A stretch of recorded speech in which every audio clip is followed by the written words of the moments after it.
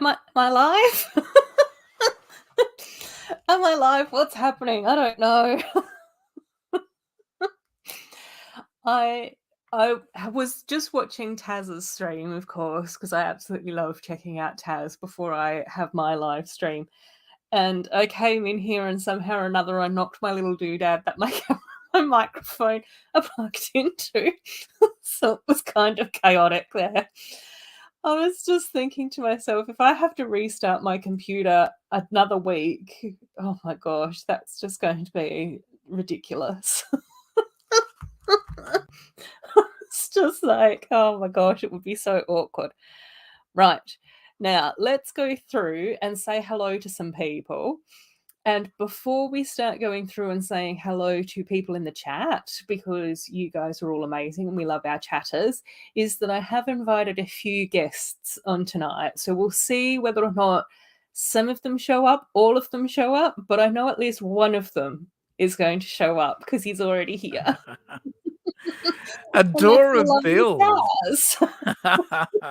I bet you're going to be running to the freezer later on. Midnight snack will be an ice cream. My gosh, description. You'll be cursing my name. If it's not sausage rolls, it's ice cream, it's everything. It's just like, oh my gosh, it's the best of times and the worst of times when we get into streaming, because all we do is talk about food. Well, not all. I know. What we do. It's great though, isn't it? Let's go through and say hello to some of the people that are here as well as us. Amy is here. Hi, Amy. It's so lovely to see you again. Brett is here as well. Welcome, Brett. It's always lovely to see you. Taz is in the chat as well. Surprise. Maddie is here as well. I got to see Maddie for a little bit. Well, chat to Maddie for a little bit over on your stream. And the lovely Brick Sergeant is here too, who is also over watching you as well. Macro is in the chat as well. And I've also noticed that Macro is here too. Good morning. Thanks for having me. That's okay, Mark. I hope that you're well. We've Very also well, got thank you. Andrew in the chat as well. And that's everyone saying hello for now. So yeah, I've got 2 of the 3 people that I've invited on tonight, which is lovely. It's so nice to have you both here. We've got Greg in my chat as well. So I know that some of you were watching Mayo's stream this morning and some of you might have missed it, but I was over on Mayo's stream for about 5 minutes this morning. No, it was a little bit longer than that. But it is Paradisa month over on Mayo's channel where I get to be a lovely guest. And it was very surprising because I had my window open today, this morning, and I saw this person wander past and I was like, who's that? There's someone at the door. Hang on, Mayo. Just going to check my door. And then it was my brother, and he was like, oh, I just really wanted to chat and blah, blah, blah. And, you know, and I was just like, yeah, cool, that's no worries. Come on in. And I was like, but I am live streaming. And he's like, but don't you do that tonight? And I was like, now. So, yeah, I did end up chatting to my brother for a very long time this morning. Well, actually, he didn't end up leaving mine until 4:30. So he got a cheese toasty for breakfast, and then he got a stir fry for lunch. But he was a lot less stressed when he left mine than when he arrived. So that's really cool. Well, that's good. Nice. Yeah. So, but I felt, oh my gosh, so awful for abandoning poor Mayo midstream. But I messaged Mayo, and hopefully he understands. He knows that sometimes life pops up and all of those sorts of things. Maddie has a question for you, Mark. Do you ever sleep? I do. I got solid 4 hours of sleep last night. And a solid 4 hours is a solid 4 hours. That's right. Exactly. Better than no hours. So I did put viewer's choice in my thumbnail today, but I don't know. I don't know what choices I can offer people. Sorting, or more sorting. Yeah. So there are a few updates, just in general stuff. So I did go through and have a look at my box bracelet collection. which I have sort of pulled out, and I do think that I'm going to try and figure out a way that I can display these on my display shelf, which I know some of you have seen on my Instagram account.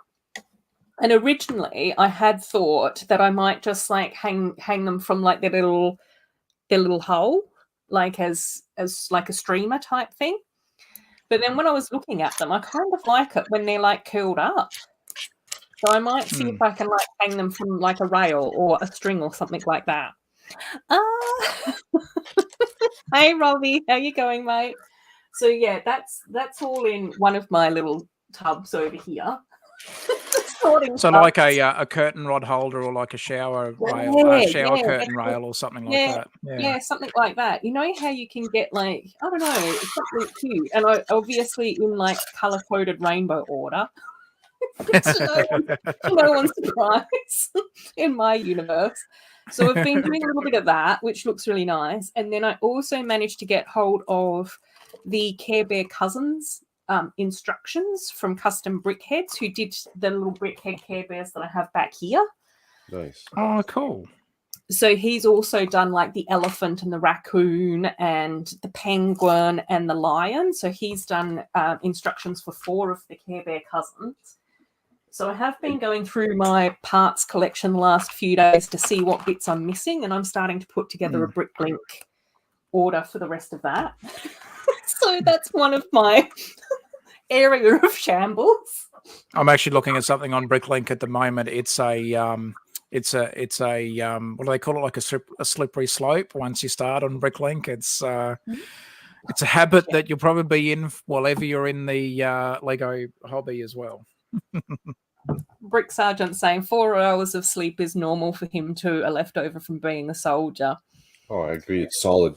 It's a solid amount. Yeah. And I think it just depends on what your body is used to and how your sleep schedule works. And I think so often we get so caught up that everyone should be doing the same. Like 7 to 8 hours is exactly what everyone should be getting. And it's just like, well, no, some people need less and some people need more. And it's just different for everyone. And Mama Lego is here with us as well. Morning, Mama Lego. Hey, Morning, Mama Lego. I'm also bad for task at hand the next day. If it's nothing too vigorous or crazy, if I just got to get groceries, I can run on less sleep. Yeah. Yeah. You got to go to work or you got a test or something to be productive. Well, yeah, maybe you want to sleep a little bit more. Yeah. It just depends. One of the things that I've found is that I prefer sleeping late, like falling to sleep later in the evening. So usually anywhere between 12, like midnight to 2 a.m. is a normal time for me to fall asleep. Wake up at sometime around 7 or 8. But then I also quite like having an hour or 2 in the afternoon as a siesta. Nice. I agree. And so for me, I'm just sort of like going, that seems to be like quite a nice sleep pattern for me, is to have 5 or 6 hours in the evening and then an hour or 2 in the afternoon, usually an hour in the afternoon. Any longer than that, it just turns me into a zombie, like a sleep monster. It's just like, oh my gosh. Oh, I agree. If I sleep 8-9 hours, I'm almost more tired after 9 hours than I am after like 5 or 6. Yeah. And then Amy saying you should see the room I'm in. Oh my gosh, Amy, there's so much chaos. Well, there is chaos here, sort of, but it's on the way to being improved. So it's that midpoint chaos where it's getting better than what it used to be, but it's not quite right. Not quite right. Johnny's saying, I hope Ruth's brother bought cake and slices to go with the coffee. No, it was just he just needed to have a little chit chat. A little self-centering, if you will, from his sister. Yeah, I think sometimes with your siblings, you just understand like family history and who you are and different connections that you have and moments in time and stuff. So he just needed a bit of debrief. But admittedly, that didn't take that long. The first half hour, the hour of the conversation, then we went off on a very long tangent about true crime and movies that intersected and didn't. It was kind of interesting. Well, look what happened on my stream there tonight. Just simple little things. You got quite poetic there when you were talking about the rain on a roof. I was like, this is actually very nice. Taz. Yeah. Like memory ASMR with the lo-fi in the back and thinking, bringing back nostalgia. And I was like, no, I've got a live stream after this. I can't be missing everything today. That's not going to be any good. We're talking about ice cream and God, and those bloody bull ants. Oh my God, yeah, the bull ants turned the conversation into. I know, but it was fascinating though. From again having a Japanese exchange student, again who lived in Tokyo City, had never experienced just seeing ants crawling along the ground. Like unless he said, the only way that he could have done that is he would have had to travel far out of Tokyo to see it. But in the city where he was living and lived in one of those, the big skyscrapers, they didn't get him in the city. Well, I remember going and visiting. Yeah, I remember going and visiting family in New Zealand, and because they didn't have snakes. Again, this was probably when my brother and I were like 8, 9, 10, something like that.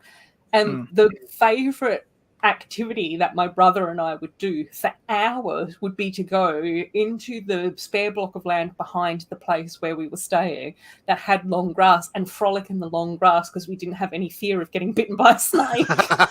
Nice. It's like these small children are running around in the long grass frolicking and somersaulting and lying down and it was just so exciting to finally play in the long grass, which we've never been allowed to do because we would have thought don't play in the long grass, there might be snakes in there. Maddie's saying it's 8 a.m. here and you're getting me hyped on ice cream. Oh my gosh. Yeah. Oh, I know I'm about to go grab a fudgicle for breakfast here. No word of a lie. I can't believe my little conversation like that has sparked all of a sudden us all hitting the freezer for ice cream. No. But the other morning, Friday morning, when I was working from home, I was watching Hoosiers stream, and all they were doing was talking about cheesecake. And I was like, now all I want is cheesecake. What they do. And Pink Gamer is here as well. Hey, Pink Gamer, it's nice to have you here. And Axel's here as well. Hey, Axel, it's nice to have you here as well, my friend. Cheers, Gamer, Axel. Yeah, g'day. Hope you're well. We've got Taz and Mark here with me today, which should be good fun. Trying to make everybody hungry. Yeah. That's macro, yes. We're reverting back to talking a lot about food.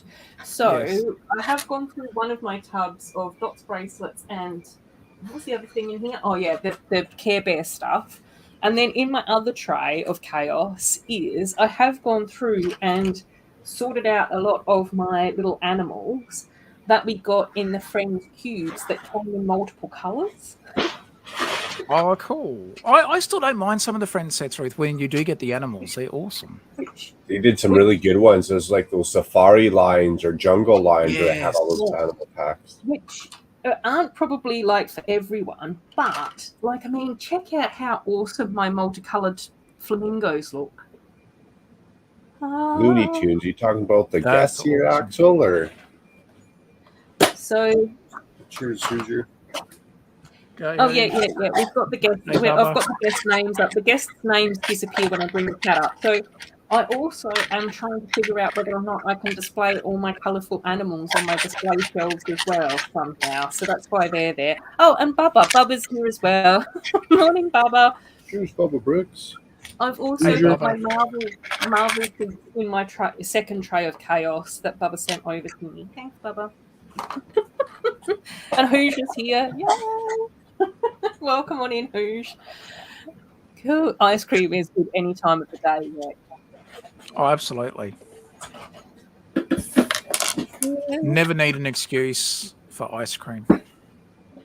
Although, now, funny I say that because I kind of, as a very early teenager, I had to have my wisdom teeth removed. Now, back then... another one of these stories. But back then... Mark, we've got a 15-minute Taz rendition of wisdom teeth removal. Well, what they wanted me to have about 2 weeks after the procedure was ice cream, because it was one of those things that was a very soft food that didn't really require chewing, because when you've had 4 wisdom teeth taken out at the same time, understandably, you're gonna be in some serious pain for a while. Now, you would think, right, 2 weeks of being on ice cream, that's like the best thing ever. Yeah, not when you're my mum and she decides that she's just going to be plain and boring. And all I had was just vanilla ice cream for 2 straight weeks. Like, she could have got, the one that had the vanilla and then the, what do they call it, the triple one? Where the Neapolitana with the chocolate, strawberry, and... Yeah, why couldn't she have got that? That was around when I was a kid. Yeah. Oh, far out. Thanks, or Mom. that tiger, that's been around forever too. Yeah. Just anything that, with that one, Macro, is that was that more of like a not like necessarily, was it like a honeycomb sort of, or a bit chocolate? Tiger was like the Halloween. Well, I call it Halloween. It was like a black licorice flavor, orange and black kind of striped together. Yeah. Oh, I remember that being around forever. It's like, come on, Mom, I'm suffering enough. Why are you making me suffer some more? Switch it up. Put some honey on top of the vanilla ice cream or something. Yeah, see, that's, exactly. I did manage to get all the Looney Tunes CMFs, Axel, and I've got the Looney Tunes and my Muppet figs over next to the webcam over there, next to you guys. Oh, that's awesome. And I have just ordered some of the Lego minifigure frames from the minifigure framing place. So I got the Muppet one, the Looney Tunes one, and the Unity one, because I don't have enough display cases for everything that I want to put on my wall. And the top shelf I can fit those minifigure frames on. And I'm pretty sure I can fit 5 frames across the top. And I really liked the Looney Tunes and the Muppet and the Unikitty ones. And I might try and get a Disney one, but I didn't like the backgrounds on the Disney ones yet. So I might just have another look through their website in a month or two and see if I want to get some more of them. Oh, I never saw the row of cats at a brick show make one with the flamingos. Yeah, that's the whole point. Like, I've got so many multiple coloured animals in here, Axel. I've got flamingos, I've got lizards, I've got owls, I've got rabbits, birds, teddy bears, cats, dolphins, turtles, pug dogs. You could almost do a zoo there, Ruth. You could almost have a whole zoo. Holy cow. A petting zoo for sure. Dogs. Awesome. I've got multiple types of dogs. Poodles, all sorts of things going on in here. And then also the llamas, sloths, tigers, pandas, and monkeys. Oh, my. You've pretty much got a zoo right there, Ruth. Yeah, I know. So I've got to figure out what to do with these as well. So I don't know. There's a lot happening with that bit over there. Oh, heard there'd be classic Disney movie sets next year. No, I haven't heard that yet, Amy. Amy, you're always ahead of the curve when it comes to the Disney news. I love it. Oh, wow. Didn't someone mention the third wave of Disney minifigures too, CMFs? Oh, I think so. Yeah. I think that they might be coming as well. It'll be interesting to see what characters we get with that as well, which will be good. Yeah. Yeah. I only had 2 wisdom teeth, Axel, which was kind of interesting. So I never got any wisdom teeth at the bottom. I only had 2 at the top. And one of them was fine, but the other one was a bit iffy, which was the problem one. The one over this side. Dennis back then would say if one went, you may as well just get the rest of them out. Yeah, because it's usually once one went, the others would soon follow or something like that. So yeah, it was actually quite funny when I was talking to my dentist and he was like, "Oh, you've only got 2," and I was like, "Aren't I supposed to have 4?" And he's like, "Yeah, most people do." And I was like, you are more unique, Ruth. That's why. Well, I said to him, "Does that mean that I'm half as wise?" And he means it's. And then he turned around and said, "It means that you're half the price." And I was like, "I'll take that." I'll be dumb and affordable. I'll go with that.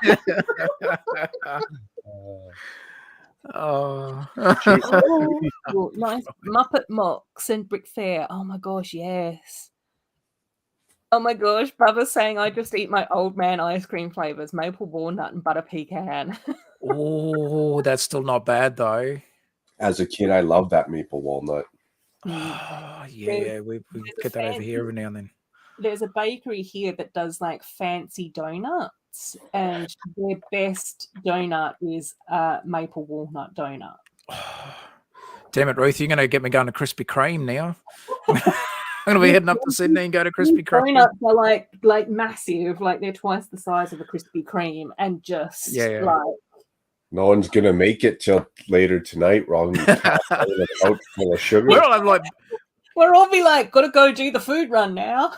Well, in about 40 minutes, I could literally have a midnight snack. In 40 minutes, it's midnight for me over here on the East Coast. So I could literally have a midnight snack in 40 minutes' time. Good to go.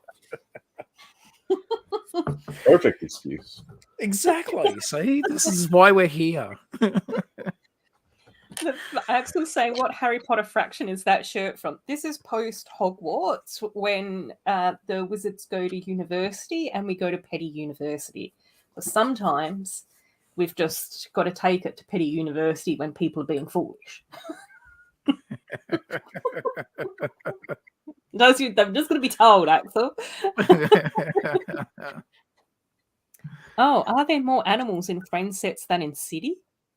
I reckon so. Yeah. I reckon there's a better balance of them in Friends sets. Because in, we do get a lot of horsey sets in Friends. So usually in every wave we get at least 1 or 2 horsey sets. And a cat. And then we do get quite a few vet sets as well. And then a number of the main characters have various pets associated with them. So like Emma has Chico the cat. Stephanie, what's her dog's name? She's got a dog. Can't remember the dog's name. Mia has hamsters and horses. Right. Yeah. And Andrea has parrots. And who else is there? Olivia. Oh, Olivia tends to have robots and stuff as well. But yeah. Yeah, she's is the robot's name, is it Lobo or Lo something? Yeah, Lobo or Lobo, something like that. I've got some of the older Friends episodes on DVD, right from back when they did the Dolphin Cruise one, and even like the very first episode. Yeah. And then we get all the underwatery ones as well that usually have turtles and dolphins and stuff with them. Yeah. And I think that the only time that animals really show up in city sets is if they're doing farm, park, or like a specific location like safari or the Arctic snow sets and stuff. But I'm not a city expert by any stretch of the imagination, so... But in the Friends set, there is usually an animal with most sets, even if it is a hamster, mouse, cat, bird, chipmunk, something. There's usually something there. Pink Wheels is here as well. Hi, Pink Wheels. Petty University? Petty University, actually. Which Disney movies would we want to see as part of the Disney Classic Lego series set thing, Amy? For actual sets or for remakes of movies and or sets? Let's answer all of the above. As far as Lego sets are concerned, I would love to see Zootopia with the fox and the rabbit. Yeah, I think that would be really cute as sets, and that's something that we haven't gotten before. Let's just peruse my video collection. I'm going to go with an Aladdin play set where he's running through the market, stealing bread and flying the carpet around or something. Yeah. It's been a while since, because we had the Prince of Persia sets that were kind of cool like that as well. I was just trying to Google, because I didn't think it was, but Never Ending Story. I thought at one stage I thought that might have been a Disney movie, but I don't think it was ever a Disney movie. God, could you imagine how sad though? That movie was sad. Like when the horsey goes, I'm not even going to continue on. It's too sad. It's too sad. It is. It's like Beaches. That movie is. You tear up a box of Kleenex watching that bloody movie. Play Lego there. Oh, Amy is saying as a set. Oh, Alice in Wonderland, yes. Peter Pan, yes. Peter Pan for sure. definitely, and Zootopia. Yeah, that'd be good. yes. Oh, of course, like with Tinkerbell from good old Tinkerbell. Hey, as far as I'm concerned, the best Tinkerbell was Julia Roberts in the actual like the movie, the live action movie. You want to Hook. know Well, what I know, yeah. my favorite Tinkerbell was, which actually wasn't in a Disney movie, but was in Moulin Rouge? Oh yes, yeah, Was yeah. Kylie. If Mayo was here, he'd be seconding my opinion. I'd say she It sounds would like my favorite Tinkerbell too. I've never seen that movie, but I like the way it's going. Axel is saying that he would want to see Star Wars, laughing. Oh yeah, because you know we haven't got any of those things yet, have we? Star Wars, yeah. Oh my gosh. Right. Even if they took those classics, Aladdin, Little Mermaid, Lion King, and did some kind of play where you get like a vignette of all of them. Oh, that'd be awesome. Yeah, Lion King would also be good. That's because I did my Lion King mock, which is actually like a really popular video on my channel out of like my little videos and stuff. So I do think that would be something that people would want to see. Cool. And Agents is saying, why do you think that we never got Disney Princess minifigures? It could be because it's a female targeted thing. I think that you're correct. So that they stayed as mini dolls. I think that that's also correct. We do have some minifigures, but only in the CMF series.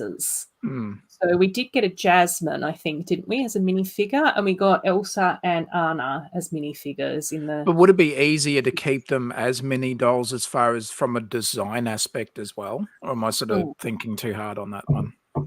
No, I don't know. I think that, I do definitely think like 10 years ago or 8 years ago when the princesses came out, the mini dolls were definitely targeted towards girls. So it made sense to do the princesses as mini dolls as well. And much like myself and Amy and Cornet and a whole heap of us, is that we do like to be able to interchange the friends' mini dolls and the princesses and those sorts of things in order to make our own characters and stuff. So I think that that's really handy. But yeah, I do think that it would be nice to get, and I also remember that there were quite a few connections from people about the Ice Castle, the big Elsa's Ice Castle when that came out, because that had mini dolls in it, and that there were people that were losing their marbles, and the mini doll people were all celebrating, and it was just sort of like, and I do know that a few people said that they didn't have the mini dolls in their Ice Castle, they swapped it out for their figures that they got at CMS. Yeah. Johnny is saying happy birth Remembrance Day, Dusty. Every day is Dusty's You beat birthday. me to it, Johnny. You beat me to it. Happy birth Remembrance Day there, Dusty. Treasure Planet. I don't know whether or not I know that movie. Sorry, Jeffrey, I almost ate all your cake. It's almost gone. Anything treasure hunting I think would be really interesting as Lego sets. Johnny says the lady rabbit is cute in Zootopia. Yeah, the cute little rabbit. Actually saying The Walking Dead is now on Disney Plus, so they'd like to see some zombie sets. Well, actually speaking of, Maddie's saying, oh my gosh, Taz, the scene with the horse is traumatic in Never-Ending Story. That's what I was about to go into the whole. Yeah, I won't go. It's too sad. No more. No more. Too sad. Axel saying Never-Ending Story is getting a reboot, if he's correct. Interesting, Axel. Interesting. I hope a horsey comes back. I want the horsey back again. Yeah. I see a Mad Hatter's tea party the other day on Instagram. Yeah, I've seen some really great Alice in Wonderland mocks as well, and there's a few really nice Mad Hatter tea parties as ones as well.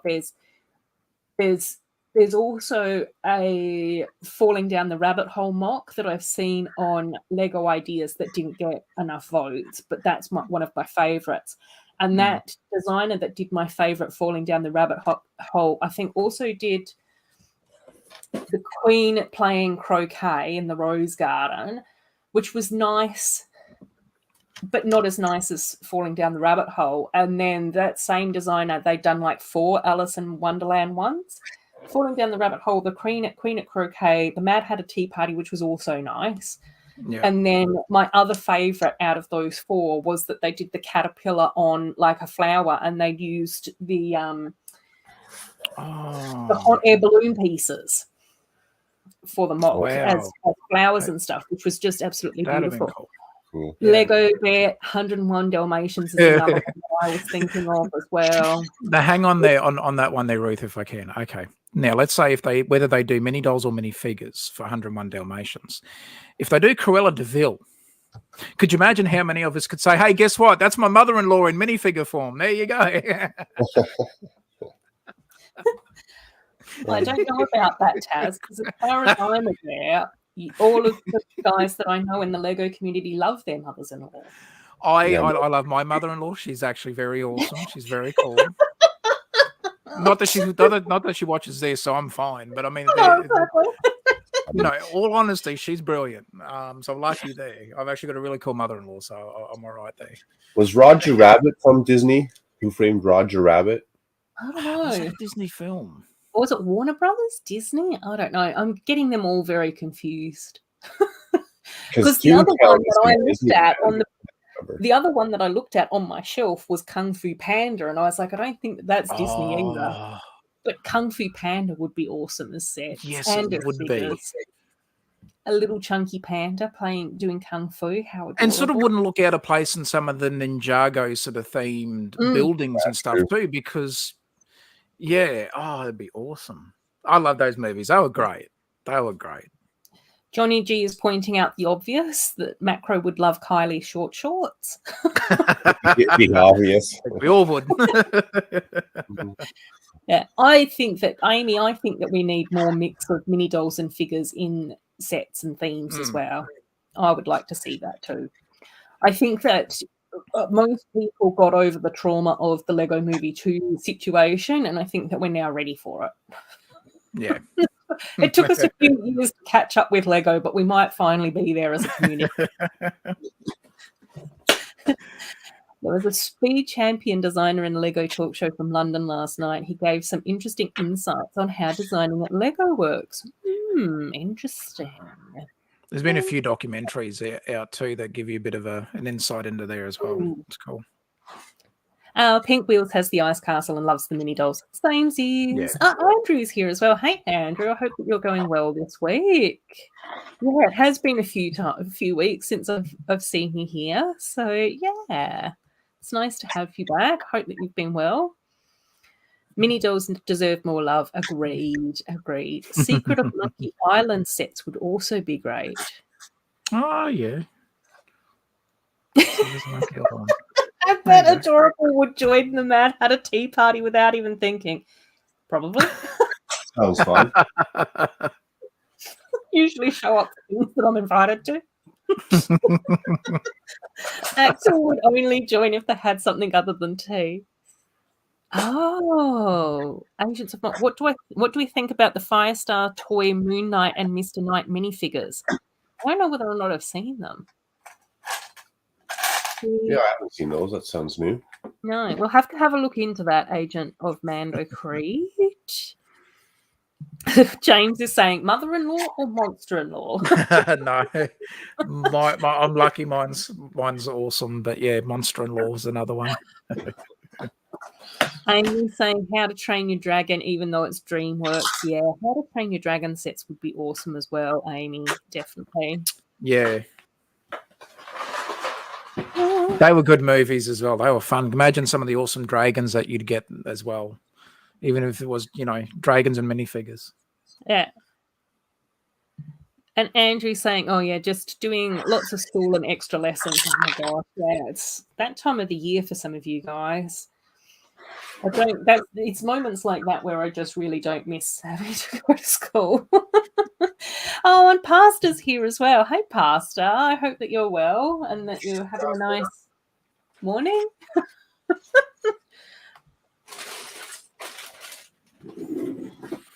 Oh. Okay, so Axel's coming in with some knowledge. Is Firestar a brand? Because there is a Marvel character called Firestar for toys and figures. watch streams from New York Comic Con. Oh, see. Let's have a. Should we have a Google? Let's see. Firestar Toys Moon Knight.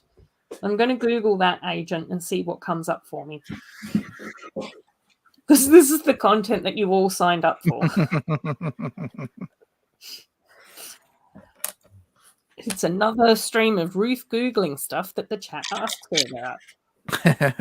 Firestar Toys Moon Knight. Go. Oh.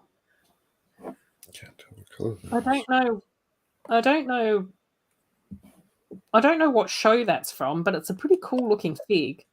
Cheers, man.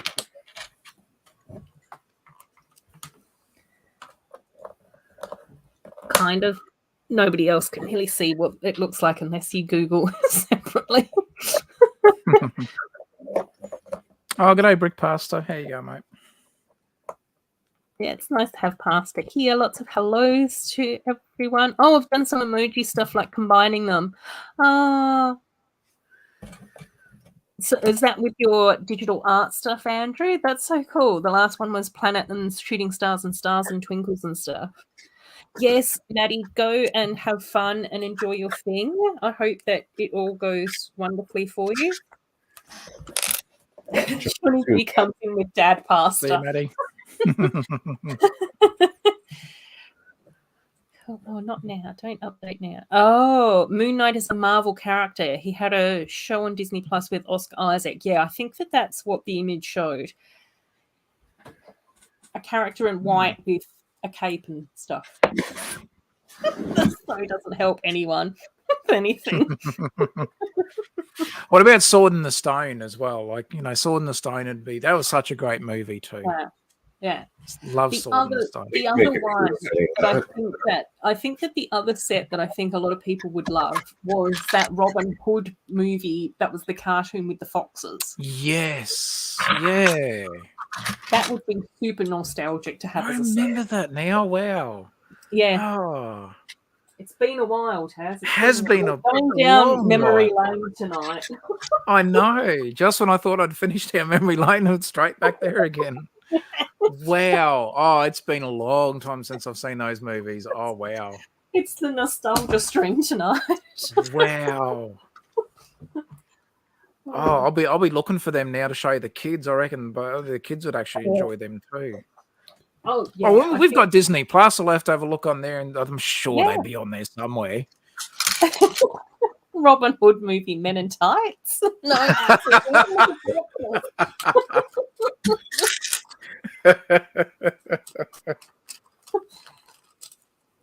Same subject matter, but slightly different.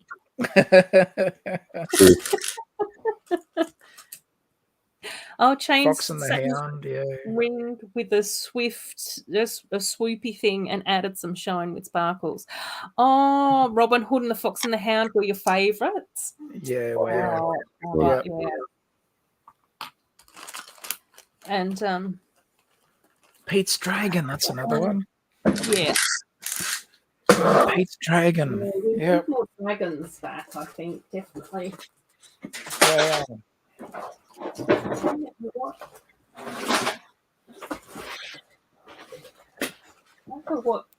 don't even know what parts I've got.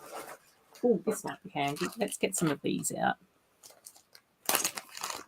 Oh, I wish I could send it, but I can't. Oh my gosh. And let's not stress YouTube out any more than it needs to, Andrew. Gosh. We already have to talk in code about certain topics.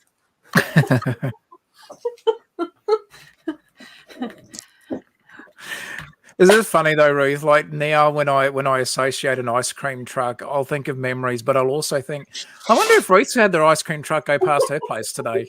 It's like, well, I think of that now all the time. I think it's because when you mentioned about going, chasing down the ice cream truck there a couple of times, and I'm like, I wonder if Ruth's ice cream truck's been past.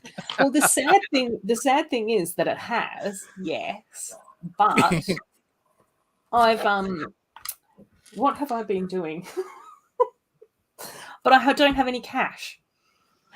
So they So don't I've have got- the little thingy that you can just tap your card, like Well, tap and funny go, thing and in the that. past, Taz, you think that we've got FPOS on ice cream trucks in Western Australia? Come on. Ours are trying to, they're staying with the modern times. It's just like, yeah, we got cash, but if you got a card, then just do that. It's like, oh, okay, cool. A little Apple Square or something.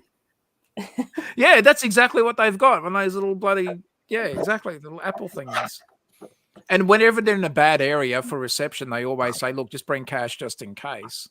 But in town and that, you're totally fine. But And I suspect, don't know for sure, but I think Axel's teasing me. But see, now for the amount of time that we use the ice cream trucks, you think we'd have an account with them? It's like, yeah, just try it back on the account, send the bill at the end of the month, They should, yeah. or an app where you could just, it's like, yeah, okay, I know you're coming down the street later. I'll put in my order, and Well, yeah, cashless society. I mean, your kids aren't chasing after that ice cream truck as much. Exactly. It was funny though. Like, if it wasn't raining today, I would have hit that ice cream truck hard. But no. Pouring rain. I'm like, yeah, I'm not that desperate for a soft serve at the moment. It was flogging down rain. I'm like, oh no. Oh dear. That's that. Now, see, that is the world telling me that, Taz, you don't need another soft serve ice cream today. That was the world telling me I didn't need that soft serve. It was the universe saying, you can just stick this one out, mate. Yeah, exactly. Exactly. But Bubba's come looping back to our Disney set saying, as long as we don't get the opening scene from Bambi. Yep, so true. Oh, yeah, that's another one that grab a box of Kleenex Lego tissue. Bear is asking us what we're building. Lego Bear, you came into the chat a little bit later tonight, and I am a guest on Mayo Hosco's Paradisa Month live streams, which is sort of on in my mornings. And I jumped onto Mayo's stream this morning, and I was only on there for about 20 minutes and half an hour until my brother showed up. So I'm catching up with some of my Paradisa mocking tonight. I don't know whether or not it is a viewer's choice or it isn't a viewer's choice, but we're here. We're here doing this. There's Lego on screen, that's for sure. Yeah, but I don't often mock live, so it's a little bit different for me. Mostly because I'm a very slow mocker. I'm very slowly building a Lego City set. Very slowly. Which one are you building, Taz? Is it it's the one that's got the carrot on the top of the truck, like the little the fruit sort of van, the veggie truck. van. Yeah. I like that one. A little bit of a break from the lighthouse. As much as I'm loving the lighthouse, I actually started building this set literally as of like the week, just the week I'm not before. Laughing about you building a lighthouse, Taz. I'm not laughing. No, that's okay. Nothing to do with you building lighthouses. Oh, Lumberjack would be cracking up big time. But this little set, I actually started building it before I got the lighthouse set, and literally the week before we were going to move or found the place that came available. So it's been sitting in the box half opened, and I'm like, I just want to build it so I can get it off the desk, put it up on a shelf, and move on. So that's what I'm doing tonight anyway. And what about you, Mark? What are you building? I am piecing together, just using the instructions online, the corner cafe. Oh, cool. Taking parts out of my collection and seeing how far I can get with it. So yeah, lots of different things being built tonight. Lego Bear building. This is an adorable stream. I always build on my streams, Axel. I've been into other Lego streams where nobody even touches a Lego brick. There you go. I don't know whether or not you tell the 100% truths based on that comment, Axel. Most of the time. Yeah, I didn't build a single thing on my stream. I didn't even touch the build that I had in front of me. You're just memory lane the whole time. Memory lane. Strolled down memory lane and told tales, stories. But we love that about a Taz stream. Johnny D saying, chasing the ice cream truck is my exercise for the week. That's 100%. That's 100% truth. I've got to tell that to Mrs. Taz. She'll It's like love when that. the I'll say, ice listen, I'm cream- getting exercise. It's like, especially when the ice cream man doesn't see me and I have to like jog along behind him. Oh, he sees you, Ruth. He sees you. He's doing it on purpose. You can imagine Yeah. the driver going, yeah, come on, Tubbsy, keep running. Or making you work for it.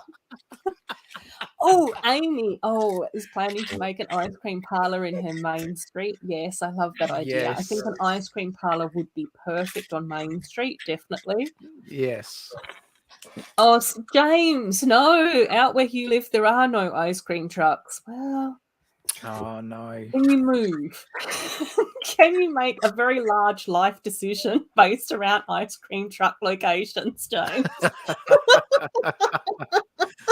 No, jeez. Johnny G's telling Bubba off for spoilers about Bambi.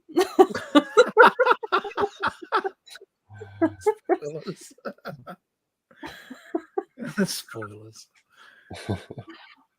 Oh dear. Paradisa mocking, 2 words I never thought I would hear used together. You know. Yeah. Mayo's making it happen, isn't he?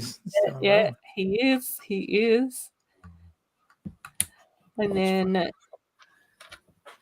we've got we've got a student and a teacher challenging each other in the chat. Gotta go for schoolroom homework. Like, why do they give us homework? They already give us a lot of homework at school. Anyways, take care. Take care, Andrew. It's lovely to have you here. Yeah, we used to get a lot of homework as a kid. Like now, our kids, like I say, the least amount of homework that comes home with my two. And I'm just like, I even talked to the teacher, and he was like, "Oh yeah," he said, "Look, times changed." Said, yeah, no, they get bugger all homework nowadays. I'm like, dude, where were you when I was in like grade 12? Could have done with that. Yeah. I got in trouble for asking my teacher about homework once. He said, same thing. It keeps you out of trouble, this or that. And he gave me crap about how I'm not going to make it in life because my boss isn't ever going to chase me around for my homework. And I got in trouble because I was like, you're right. He's going to pay me overtime for any extra that I have to do. That's right. Mark, get out in the hall. Well, wow, I'm not lying. Axel's come in saying we give you homework because you have to practice and be challenged. So that's what I thought my part-time Really? job was for. Yeah. Oh, Lego Bear's working from home today. That's cool, Lego Bear. Hopefully we won't be too much of a distraction. No. None at all. Friday morning when I was watching Hoozer's stream, I was like, this is a very unproductive day for me. I like Axel's comment. No, Axel. I don't drive the ice cream truck. If I was the driver of the truck, there wouldn't be much driving happening. It'd be more eating the ice cream that's in the truck. Going further into debt. Left. Yeah, I know. You'd be chasing the ice cream truck and you'd be like, sorry, people, we've run out today. Out of stock.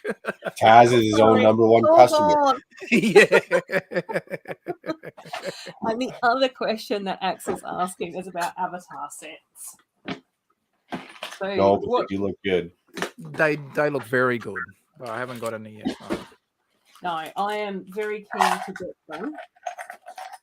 Except for probably the brickheads, but that's because I'm not really a brickheads type of a person. Yeah, ditto. But the others, I think I'll get the other 4.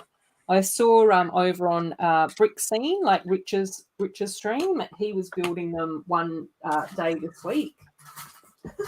I was also working from home. It just sounds like all I do is watch live streams when I'm working from home. Just tell it on yourself today, Ruth. Yeah, exactly. I know. Lego Bear, can you relate? Yeah, there was a lot of discussion in Rich's stream about the price as well, Axel. But what I did find was that the cheapest set with the mech, that is, I think it's $70 on the Australian Lego website. Wow, pricey. Yeah, is $50 at Big W and $40 at Kmart. No, $50 at Kmart and $40 at Big W. Oh yeah. So, no, it's $20 cheaper. So what's 70? So it was $50 and $60. So yeah. Yep. And then the big set I think is $250 in Australia from Lego, but I think it's $220 at Kmart and at Big W.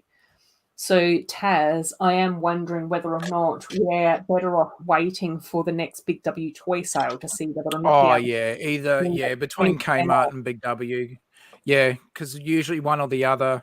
You'll see Kmart will try and pull a big sale before Christmas or vice versa. You know, between them, yeah, I reckon safe bet there. Yeah. Well, we always know with Big W they do, what is it, the 20%, or it's one of those percentage runs that they do. And, well, Kmart doesn't really do sales, but Big W definitely does. So, yeah, that's my thought on the Avatar sets. So yeah, we'll see what happens. But I really like all four of them. And I did see Rich build like the one with the 2 banshees in it, and the colours in that set look amazing. The artwork on like the wings and everything also look fantastic. Amazing. So, yeah. I think that will help me with my elves theme withdrawal. We'll just watch Richie's streams. Yeah, I was just like, I need more dragons in my life, and a banshee is close to an alien dragon. So hopefully that will soothe my soul. Yeah, that guy from New Zealand. Rich knows who I mean. Yes, he's awesome. Go Brick Scene. Yeah. Love his streams. Yeah, he's good fun too. He's such a great guy, isn't he? He's got a wicked sense of humor as well. He's great. Yeah. And Johnny G saying the blue kitties aren't cheap. No, they're not. No. Not at all. But for me, that mech set for $70 is too expensive. For $50, I think it's okay. Yeah. Do you know what I mean? Like, I just sort of go, I think $50 for that set is okay. Exactly. And if it was $5, yes. Yeah, sure. A realistic expectation? No. So let's just go with it. And I try and get some stuff too when there's, like, especially with Maya, if they're doing a free shipping or, you know, and that as well, because you still, yes, you are spending money, but at the same time, you're trying to sort of claw back some of that expense if you can get it with free shipping or whatever. Yeah, exactly, you know. Exactly. Blue kitties. You mean the Monkey King cat? No, blue kitties as in the avatars, Axel. The aliens in Avatar look like blue kittens, blue cats. In the same way that I think, was it last week that Axel was talking about his black dragon, as in Axel's cat, and then Zizou was just like, what are you talking about? Do you actually have a black dragon? What do you mean by that? I don't know. It's Axel's nickname for his cat. We're just confusing everyone now. Oh, dear. Johnny, you're a funny guy. Yeah. Axel saying you're so easy to fool, adorable. Axel, I thought that you only tell 100% truths, and now you're taking the mickey out of me again. Stretching the truth there, Axel. This is why I don't believe anything that you tell me, Axel. Is he joking? Is he serious? When will I ever know? Your name is Axel, right? Oh, take care, take care, James. It's always lovely to have you here. Yeah, good to see you, Brick Sergeant. Weekend, mate, as well. Take care, buddy. All the best to you, James. Cheers. Right. Okay. That's Jenny G saying no. That's blue mohawk kitty.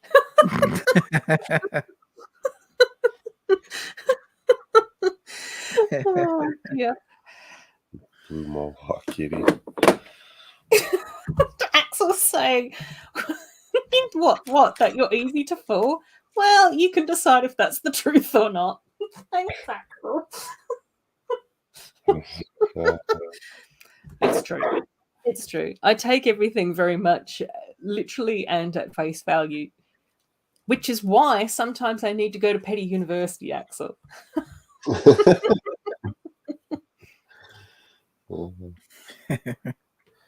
Okay, so we've got Curly upstairs on that side.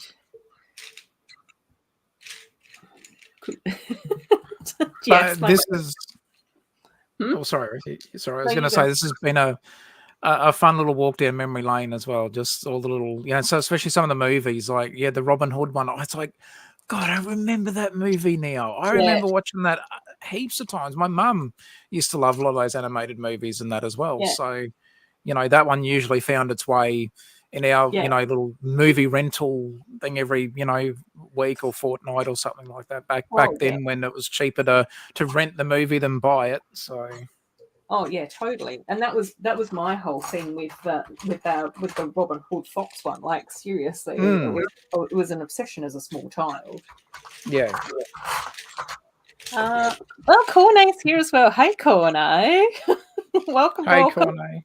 We've got Taz and Mark here with us tonight, which is absolutely lovely to have a couple of guests on. And while I have said that tonight's stream is viewer's choice, I'm trying my best to do some mock building live while chatting to everyone and being very distracted. So we'll see. The set that I am doing my best to mock, and I don't want an exact replica, I want my take on it, is the Paradisa Country Club. Say with no confidence whatsoever. Where's Mayo when I need him? Yeah, I think it's the Country Club. I don't know. I think he mentioned something about that, on his stream about the Country Club, because he was working on the was it the Poolside Paradise set? One of my favourites. Yeah, that's one of my favourites as well. But I did have a debate between the Poolside Paradisa set, the Lighthouse, and this one. And I thought Paradise is one that I definitely want to do. The Lighthouse, I just went, no, that's probably going to cause too many trauma-induced flashbacks to have. And ended up being laser focused on the rock work of a Paradisa Lighthouse, then in 4 weeks, all anyone is going to be able to see is just a bunch of grey bricks on a plate and me talking intently about lighthouse rock work. And I was like, that's already covered in the Lego community. Yes. And then when I saw this set, I thought to myself, well, this has got horses in it, which I quite like, and it's country club, I quite like. It is a cool little set too. That's another one that was I'm sort of like going, I do have lots of horses, and so I just sort of went, let's give this a go and see how I go. Oh, doing well. Busy waiting for Winnie the Pooh. Oh my gosh. And it's stuck in a Belgian warehouse, but it will probably be here soon. Hopefully before Christmas, they call me. Hopefully before Christmas, mate. Soon. I need mods for chat to organise the balance between chatting, reading, chat, and building. Yeah, but you guys are the priority. Building will just happen. I've got some stuff done, planned out. And Cliffy is here as well. Hey, Cliffy. Morning, Cliffy. Hope you're well. The Lighthouse reminds you of the original The Fog movie.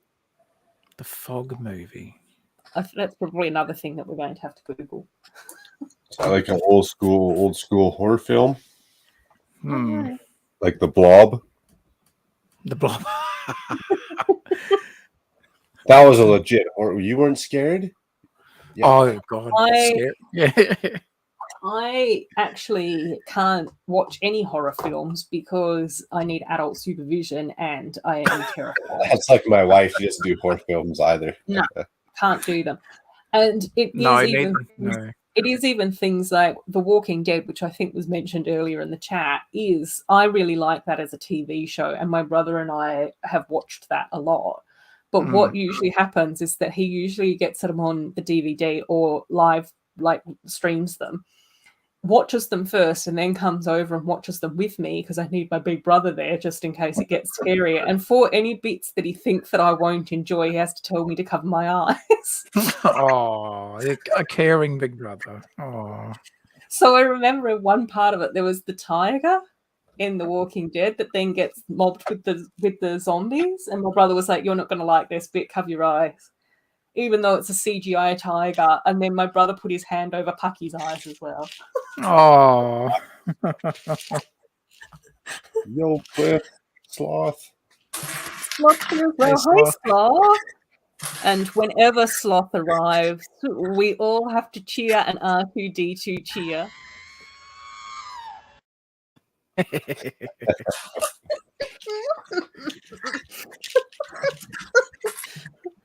Oh, don't look up the fog, we'll cry. Okay, Axel, fine. Okay. Yeah, that's like Never-Ending Story. There's a part in there just, don't do it. No. Just fast forward. Another film that I do actually really enjoy from my childhood is The Labyrinth. Oh, yeah, Mr. loves that movie. Yeah. That had was it David Bowie? Dave, yes. Yeah, yes. David Bowie. Bowie? Same, yeah. Bowie. Bowie? It sounds like you're saying Barry as in Bowie. Hi, Bowie. It's like Kripke from Big Bang Theory. But yeah, no, I think David Bowie. There you go. Yeah, The Labyrinth. What a great movie. Yeah. I don't think it's a movie that'll really age either. It's one of those ones that even today it still has resonance there. Yeah. Like, I mean, I've watched it quite recently and I think that it sort of holds up, but that might just be because I'm an old lady. God, could you imagine Rocky Horror Picture Show, though? Could you imagine if they did that, Rocky Horror?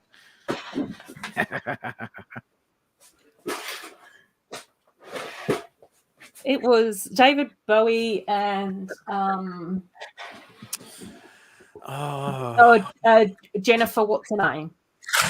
Was it Saunders? What was it? Jennifer Saunders, but I might be wrong on that. Jennifer Connelly, yes, Sloth. Connelly, there you go. Connelly. Oh, and Too Humble here as well. Welcome, Too Humble. Hope that you've been well. G'day.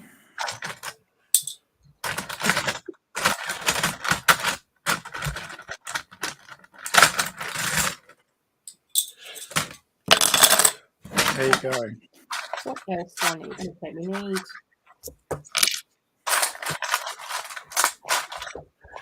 And 2x6. Okay, I sort of get what they're doing here. Oh, Stud Sidious. Yeah, I agree. The soundtrack of Labyrinth is just amazing. Oh, I'm gonna go check that out. It's sort of like the 1989 Batman movie when Prince did the soundtrack for that too. It's one of those sort of soundtracks that it's hard to forget. Yes, I still listen to that soundtrack all the time. Bat Dance and yeah. It's a good road trip to the middle of nowhere soundtrack. Oh, absolutely, absolutely. And as an adult, you have to ask what is going on between Bowie and the female character. Yeah, it's weird that it seems like that's getting read as more of a romantic relationship in recent times. But even when I rewatched it, I wasn't picking up those vibes. So I don't know whether or not that's just me being a bit dopey to that whole situation. Don't say that. People will catch on, call it inappropriate, and it'll get canceled. Yeah.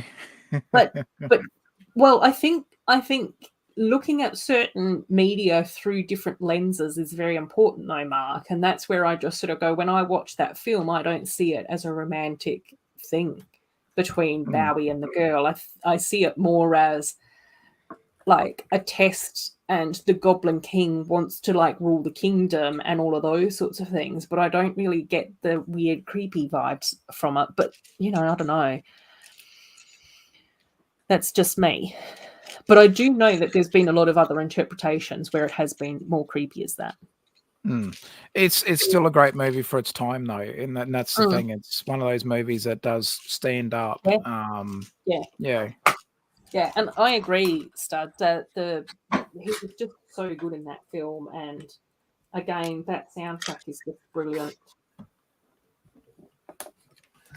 All these instructions are so hard to see. Yeah.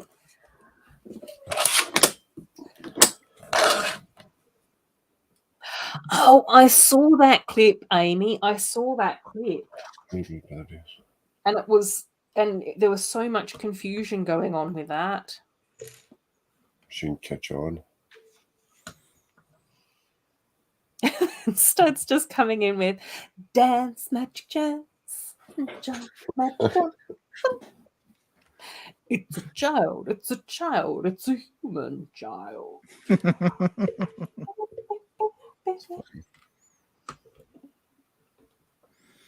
See where I've nieces and nephews still love Labyrinth. That definitely still holds up today. Yeah, it's just such a good story.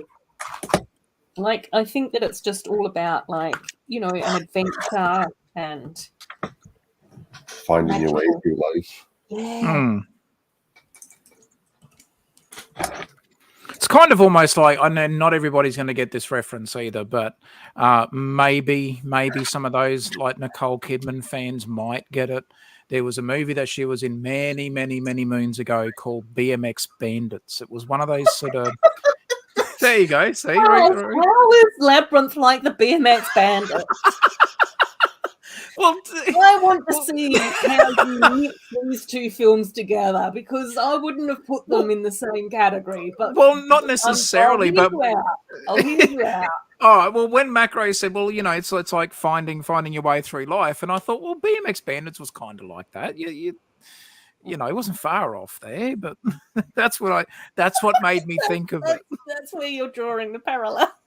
I'm drawing a parallel from Macro's comment about finding your way through life. I thought, well, BMX Bandits still did that, you know. At least he didn't bring up Bill and Ted's Excellent Adventure or something. If you're not walking through Find my way through life, man. If you're not walking through a magical labyrinth towards the Goblin King, you're on your BMX being a bandit. Or yeah.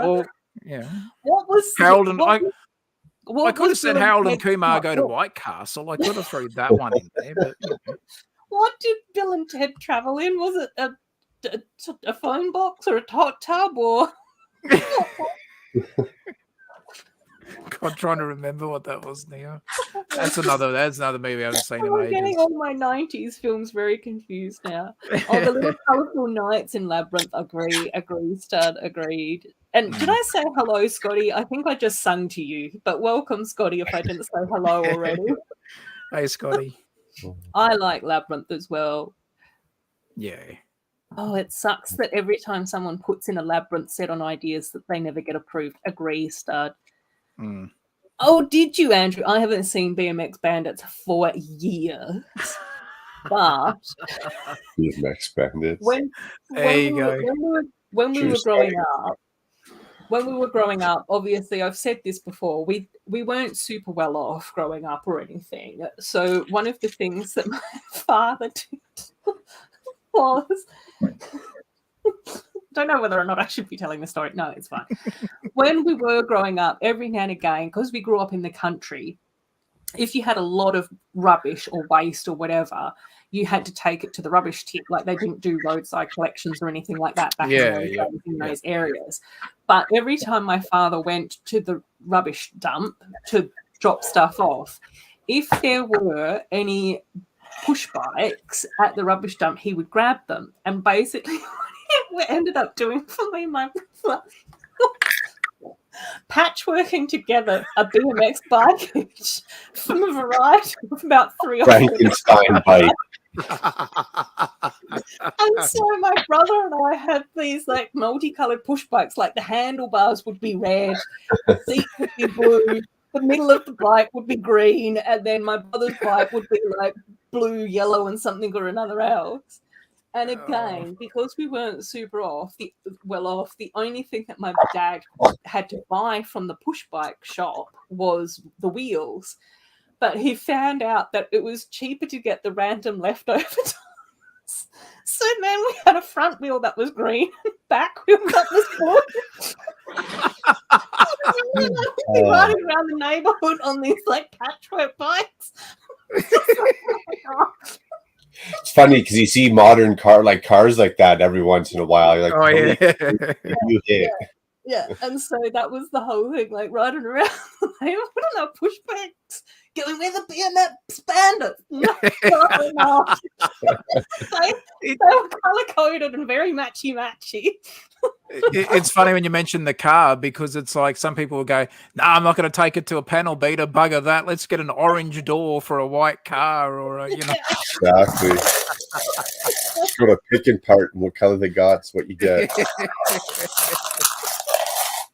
Oh, BMXing was such a big thing in the 80s, Axel. Definitely. Lego Bears back again.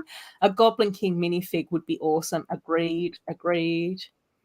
Oh, you only watched it late last year with your kids and they loved it. As soon as it finished, my son grabbed his bike and tried doing jumps. He did all right for a 5-year-old. Oh my gosh. See, there you go. Good old BMX bandits. See, Axel, doesn't this explain why I need to have lots of like bright colours surrounding me? I was raised like that. When Ruth first said that, I thought it was Beer Mix Bandits. I was like, that's a movie I can get behind. Beer mix. No, that's the non-PG version. That's like that show. Hi, Hive. I hope that you're having a happy lurky lurk. Hey, Hive. G'day, buddy. Happy Saturday. Oh my god. Yeah, BMX and Labyrinth take you back to your childhood. My brothers and I would watch that movie and build BMX tracks in the woods right behind our house. Yeah. That's awesome. Yeah. My dad ended up living out of town. So again, that was one of the reasons why we ended up with so many bull-out bikes whenever we did tree climbing with the neighborhood kids out by my father's place. So yeah, a lot of our BMX riding was like through the bush. Lots of hellos. Those people with all the different coloured cars probably work at Lego. Well, I know how much Clive loves his green Lamborghini Technic set. Yeah. Prize piece. Oh, another good BMX movie was Rad. I don't know whether. Do you remember Rad, Taz, or is that more of a one? With the US people, do you know BMX Bandits, what Taz and I are talking about, or was Rad the BMX film of North America? Sounds like it might be, maybe. Rad was rad. I can see that. I can definitely see that. But you can legitimately Google BMX Bandits. It was one of I can't remember if it was Nicole Kidman's first movie, but it might just be. I know that it was very, very early in her career. One of the earlier ones. If it it was definitely in there as a very early one. Yeah, I mean, and we are talking. When did BMX Bandits come out? That was like what? I want to say 80s. I would have to Google 80s, 90s. Yeah, it was like IMDb or something. But a very old movie. But it was one of those sort of, you look back on it now and you think it's sort of in line with sort of our sort of childhood from being around the 80s. Being an 80s kid and everything like that. So, it was one of those movies like Yahoo Serious as well. There's other. 1983. There you go. There you go. 83.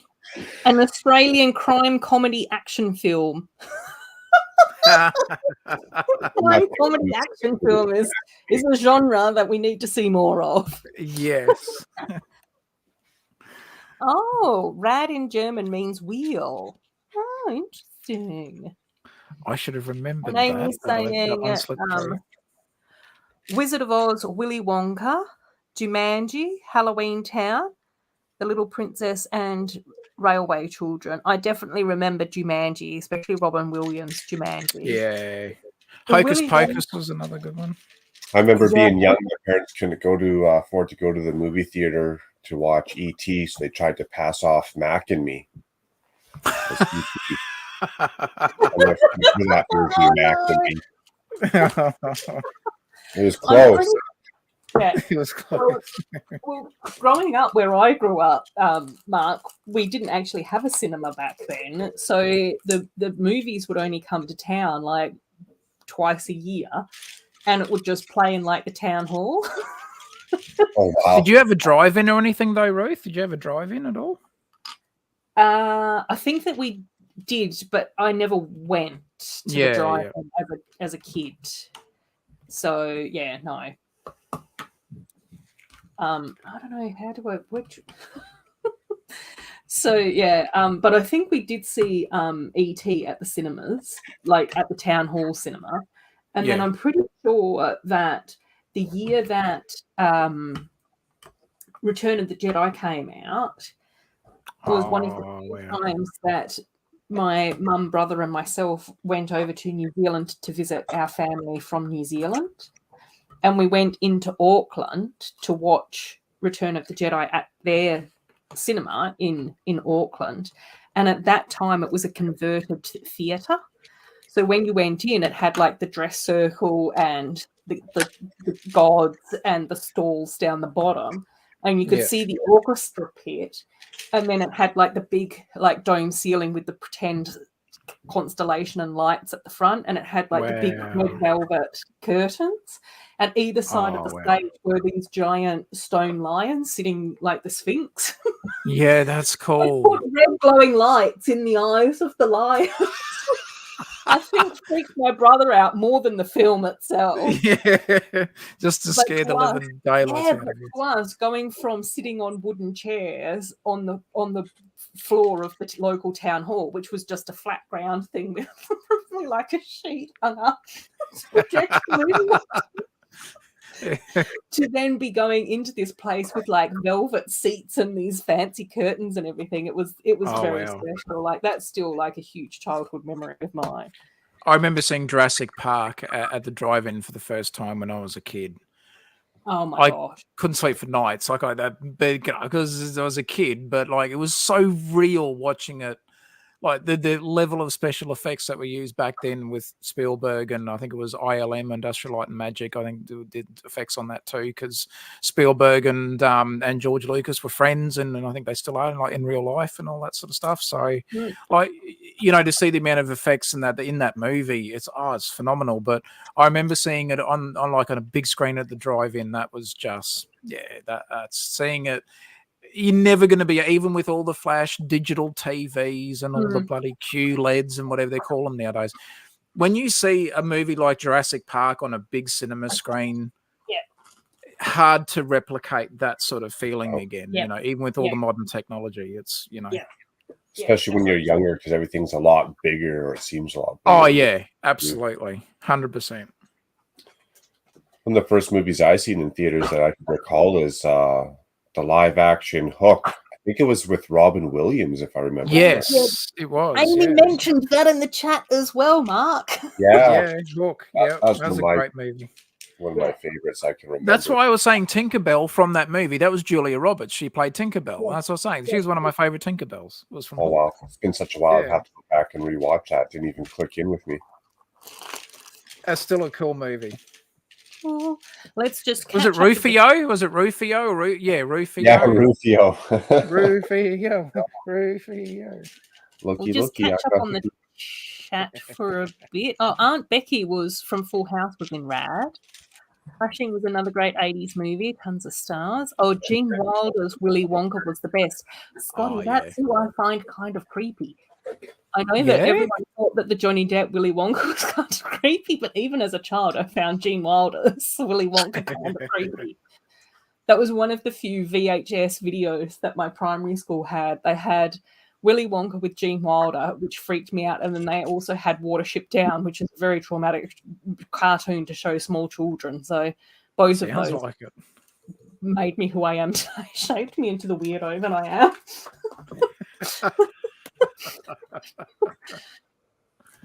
Oh, Teamed Up. Richard Pryor is amazing. Yeah. Oh, drive-ins were fun. Yes. Anyone heard of the Flight for the Navigator? Oh, Axel Flight of the Howard? Navigator. Yeah, Flight of the Navigator. I think that That's had one. It's one of my favorite movies. Yeah, Flight of the Navigator. You guys are Sloth mentioning a lot of movies I'm gonna have to go watch now. Yeah. Sloth saw definitely. Star Trek Search for Spock at the drive-in with his dad. Oh, bless. Oh wow. Axel saying 3D Jurassic Park. Oh my gosh. I remember Scotty when they saying, did the 3D version. Yeah. Oh, I wish. Scotty saying Flight of the Navigator is one of his favorite films. Oh yeah, That's definitely. amazing. Flight of the Navigator is on Disney Plus. Oh, you just watched it last month. I'll have to see if I can find I've got it on DVD as well. Joey Kramer. He's you can see him on Instagram and that now too. Yeah, it was really cool. Yeah, great movie. I still haven't quite figured out how to search for movies on Disney Plus yet. Oh, you're missing out, Ruth. There's some great movies on there. I'm getting there. I'm learning a lot about Disney. I've just not figured out how the search function yet. Yeah, I agree, Sloth. My parents didn't care either. I think I was about 10 when I seen Predator, Total Recall, Terminator. Yeah. Wow. Yeah. My brother was the same. There's Legoland Ballarat, Darren and Coralie. G'day. Yeah, Darren and Coralie. Oh my gosh, 1975, watching Disney movie Robin Hood from the back of a Sandman. Oh, that's not an Australian phrase. I don't know what is. Oh my gosh. Is it Sandman those like old school kind of big cruiser minivans? A panel van, yeah. Yeah, panel van. There's not really panel vans around anymore either, so. No. Almost rare as rocking horse peep. They are now. Yeah. I think that I think that we saw some very strange movies as well, Sloth, but I don't know whether or not, I can't really remember off the top of my head. Oh, Excalibur, yeah. Start saying my Italian nonna was like that. When she babysat us, we watched Poltergeist. How do you be a dad? Yeah, because that won't give you, night terrors as a kid. No. A sci-fi horror geek. My little old Italian nonna was watching Star Trek, loved Indiana Jones as well. Oh, that's cool, though. Go Indiana Jones. Yeah. God, could you imagine, like, if I showed my kids now Poltergeist, Mrs. Taz would kill me. She would. Like, I would be in the doghouse for weeks. If you showed me Poltergeist, I'd kill you. What about, like, Nightmare on Elm Street? Yeah. Was it Freddy vs. Jason as well? Or, yeah. Oh, jeez. Not having a bar of it. Saw. Nah. The Crucible. Final Destination.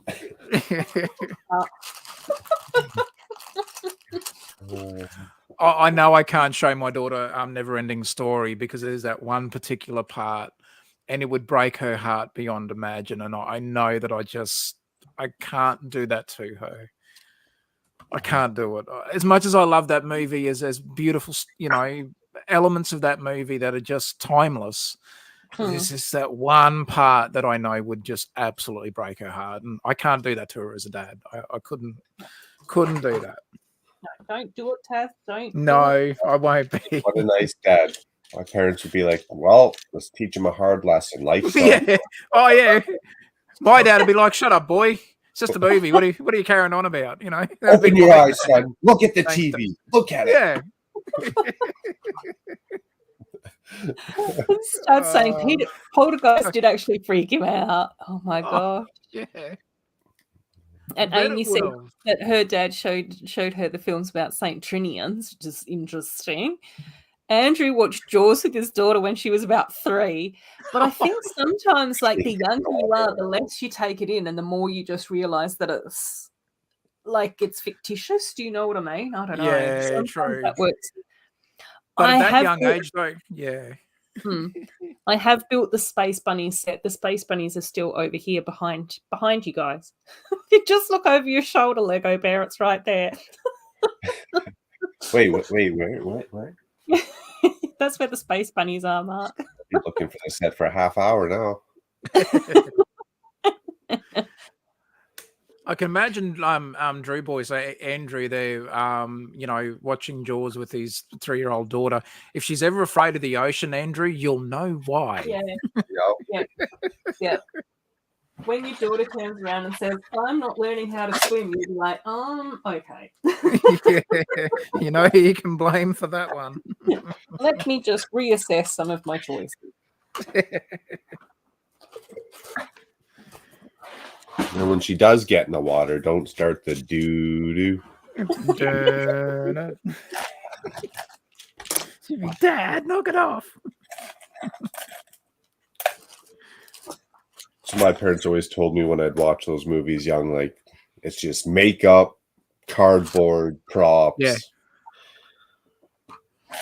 They did a good job of making it look real, though. Sure did. Still bloody scary. Makes me look twice when I go in the ocean. So, Andrew's saying, "Oh, she took it all in. She wouldn't stop talking about it for about a week, and I got in trouble." Serves yourself right. I just can't imagine why.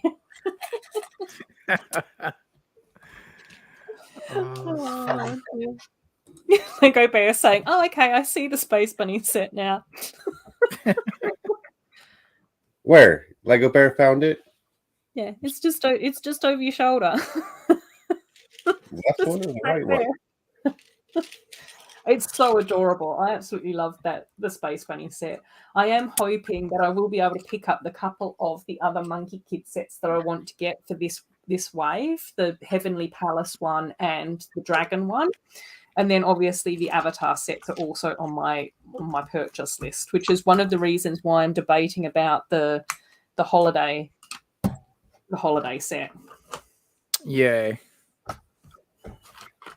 No, and that's fair enough too. Like, I mean, I as soon as I saw the tram, I'm like, oh no, I've got to get that set. So cute. That had me hooked. I straight up. It's like any other Lego set that I was thinking of gone out the window. So no, I'm gonna get the holiday set. Treating myself to that one. Is that tram on like regular railroad tracks? Or is it on smaller yes, tracks? it will work on the Lego. What do they call it? The L gauge or whatever it is, like the standard Lego the track. And it gives you. It doesn't. While it doesn't give you the motors to do it, it does give you the option, or more so the ability to power functions or power up, whatever you want to. So you can actually make it work if you've already got or go and buy the motors and that. Gotcha. But they give you one of the build options where you can either build it without it, so it's just got seats and everything, or you can, you lose some of the seats, but you're able to put the motor in and motorize it. Yeah, it's cool. Does look good. Yeah, I mean, look, they're not, it's not for everybody either, but I can understand why people wouldn't even be fussed about it. But for me, it definitely got, it caught my attention. But I think that's the nice thing with the last, 4 or 5 years worth of holiday sets. But I think that different people have been able to get excited and passionate about the different sets for different reasons. So that's really cool. Yeah, definitely. Oh, she actually loves water, Andrew. Oh my gosh, that's fantastic. We're a bit behind on the chat again. So if I don't know whether or not I can even read out your scary comment, because while you were terrified as a small sloth, even reading this comment as a grown adult Adorabuild, I don't know whether or not I can even absorb that. Oh. Yeah, Amy saying, I'm so surprised when I hear parents showing The Nightmare Before Christmas. Oh my gosh, yeah. In retrospect, it was probably cheesy, but I had nightmares for weeks. Yeah, that's the same. Gosh. And I'm skipping over the horse scene and Never Ending Story as well. We can't go there. No. And then Lego Bear saying, need more glow-in-the-dark pieces. Everyone does. Oh, and Scott saying, yeah, the motor and the lights drop right in. So that's kind of cool. Yeah. Yeah, it's cool. Which is fantastic. Then Amy's saying about Jaws, the shark didn't work properly, so they had to use some camera tricks to show that the shark was there. And then Stud saying Jaws freaked me out because I grew up on the New England shoreline. Oh, where it took place. Didn't like swimming lessons after that one as well. Yeah, no, I was never that much of a water baby either, to be honest. Stud. I don't even like the sand after. So, no, not going to the beach. I'll go to the desert. I'll just frolic on the shoreline. Yeah. That's what I did a lot of. I'm just happy being here. Don't have to go in the water.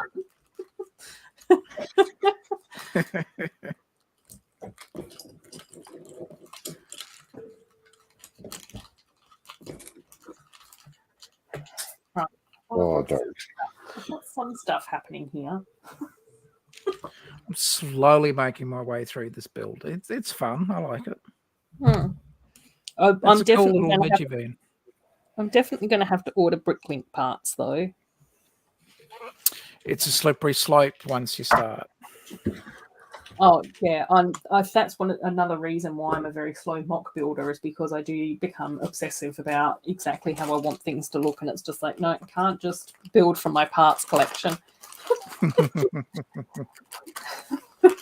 This thing needs to be a that thing. Whatever is in my head about it.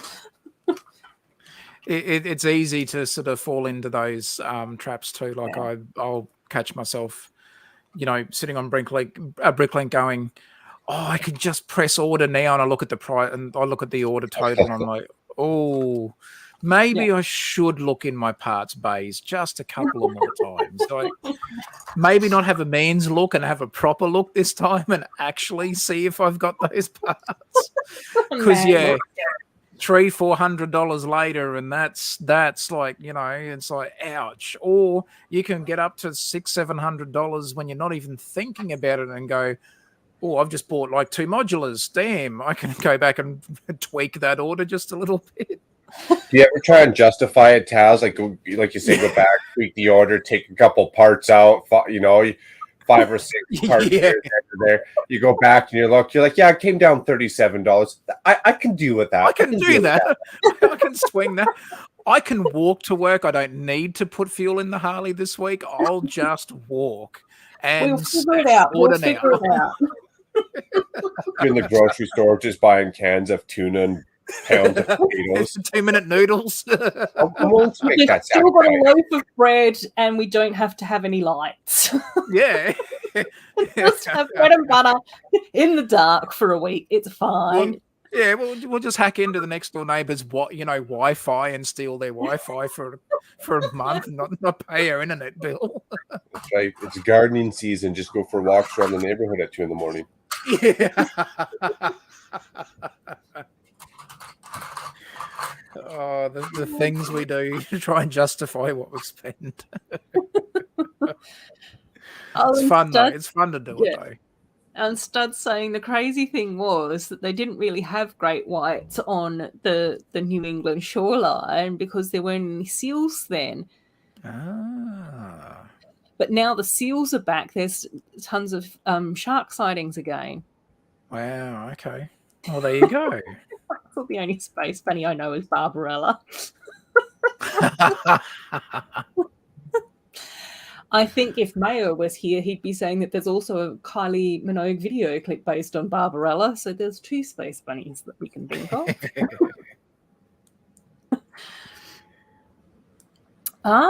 Finding tons of juvenile great whites off the Brooklyn coast. That's interesting. They're definitely back. Okay. That's nice to hear. That's so important. The apex predators are so important to our environment, and they always seem to get such a bad rap. And it's, I don't know. I always think that it's interesting with the apex predator situation and human beings, because I think that human beings get a very big sense of safety knowing that we are the most powerful people in the world or in the location or on the place. And when it comes to sharks and lions and wolves and bears and stuff, or even crocodiles and that too, you see how powerful those animals actually are. Then human beings kind of freak out when they know that they're not the most powerful or most important thing in the room at the time. Oh, yeah. And isn't it that they still say that crocodiles and alligators are like the closest link to the dinosaurs that we have? Is that still? Yeah.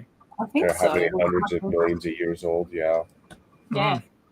Which you sort of go, well, clearly they must have gotten something right in their design, not to have to evolve too much. No. And Mama Bricks is here. Mama Bricks, welcome. No, Hey, you don't need to apologize for being late. You're a wizard, Mama Bricks. You're a wizard. A wizard is never late. He arrives precisely when he means to.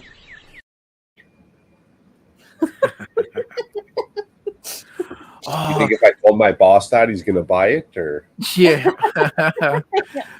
I tell you that from the Lord of the Rings, the first movie, I watched a bit of a documentary on how they actually did the sound for the horses, as in when they made them, like, the scenes where Frodo was he was hiding, getting in chased by the ring wraiths. Yes.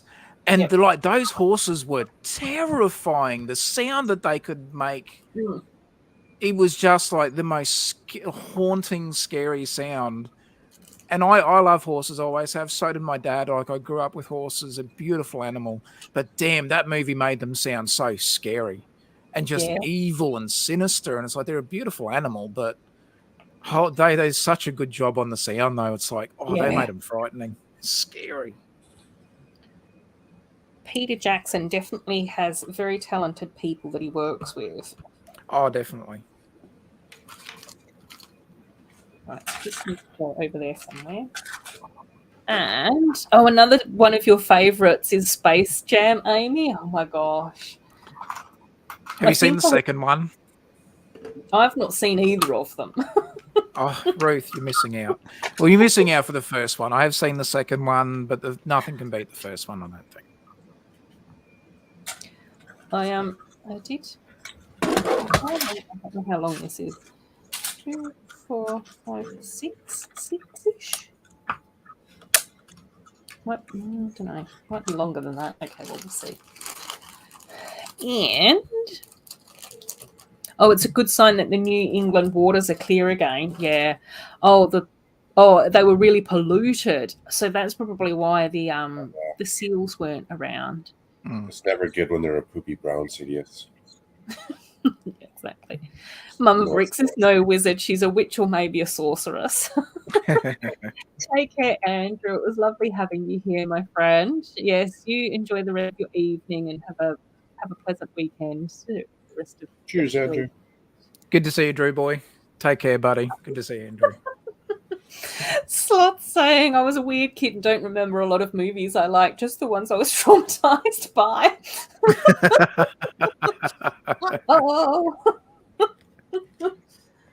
Oh dear. Like The Land Before Time. Oh, The Wild World of Animals. All those nature documentaries. Yep, I lived for those as well. That's why I don't like the ocean.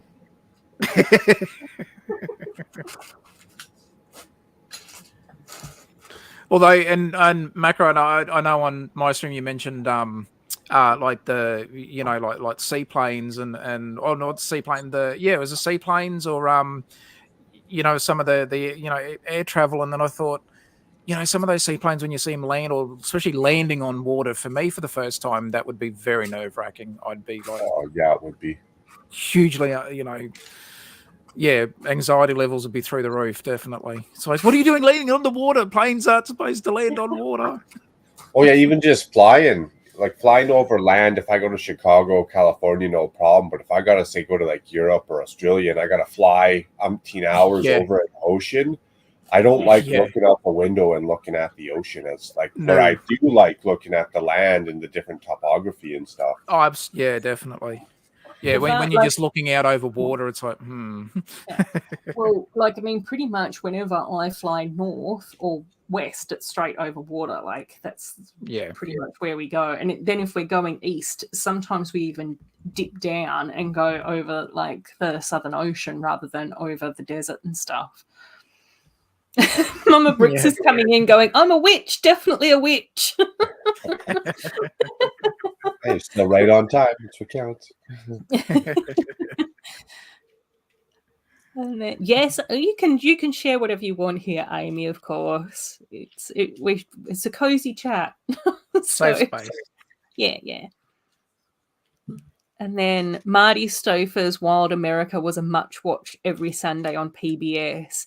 We had all the David Attenborough ones, the BBC ones, didn't we, Taz? Yeah, like that they were all the ones that I grew up on, was all of them. Yeah, same. And you mentioned that too. And for those, there might be some that may not know, in the first Jurassic Park movie, what was what was his it was a Dr. Hammond, not Dr. Hammond. In real life, he's actually David Attenborough's brother. So it was Sir Richard Attenborough what played the dude. Yes, the old, the guy that owned the park. Yeah. Dude with the hat. That is the dude with the hat. The dude with the hat in the movie. Yes, but that is you know what we're talking about. That's David Attenborough's brother. Oh my god. Oh, and Doc's here as well. Hey Doc, I hope that you're having a nice morning. Yeah, with the BBC nature shows. I remember the most, funny enough, it's not like I've ever been to Australia yet, but isn't it, if red touches yellow, they're a friendly fellow. If red touches white, they got a nasty bite. I think that's something like that, yeah. Those the snakes, not to pick up and pet or something. Uh-huh. Wow. Just when I won't say if, Mark, but when you come to Australia, just be careful. Don't pet any of the snakes, okay? Don't touch any of the reptiles or insects. Just assume they're all bad and you'll be right. Yeah. Doc saying I'm late. I know what Doc wants. Doc wants to be a wizard is never late. He arrives precisely when he means to. Welcome on, Doc. And whenever I put the messages up, if I've got any panelists on, then they can see me talk along with them. Or dance, depending on what's happening. Brick Enforcer is here as well. Welcome, Brick Enforcer. I hope that you're having a nice day. Oh, you guys got the BBC nature shows too, but on PBS, Marty Stouffer was the famous nature guy for you guys. Oh my gosh. Oh, there you go. Oh, Hammond was the old guy with the hat in Jurassic Park. That's him. Yeah. That was his brother. There you go. You were petrified of the Grinch, and the boys in school used to bully you about it. So we don't like bullying. Bullying is never acceptable. But I can understand why the Grinch would be scary. I also remember, like, when the Cat in the Hat film came out with Mike What's-His-Name that was playing the cat. Do you remember that film that had Mike What's-His-Face that was playing the cat in the Hat? I found that really creepy, and I'm pretty sure I was in my 20s when that came out. Trying to remember that one. Nice, right on, Studios. Good to know. And Ben's here as well. Hi, Ben. I hope that you're keeping well. Oh, red touches yellow. Okay, fellow. Red touch to black. No way, Jack. Oh, there you go. Stud's got it. Yeah, I was going to say black and red would be our redback spiders, so that would be part of it. You would have been the next person I asked, Idiot, but I just figured, the people living in the we should know, yeah. we should know. We just sort of I just assume they're all dangerous and they're all trying to kill us, so I just don't go near them. Just go and get the spray. Yeah. That's how we treat the bears up here, but yeah. Can't get the spray. I remember, Stud, you telling us about your snake license and your snake collection. Large eyelash viper collection. Oh my gosh. Damn. I'll ask I was scared of weird stuff, but They fight back with anyone who tried to bully Sloth, and that's okay. Oh, Doc's going to interview Sai for Good Morning Brickworld, I'm assuming. I got one for you, Con. Did he find the pot of gold at the end of the rainbow?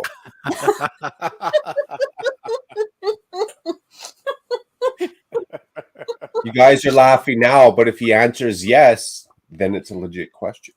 Yeah. Well, I'm laughing because I'm curious as well. I was laughing out of your brilliance, Mark. That's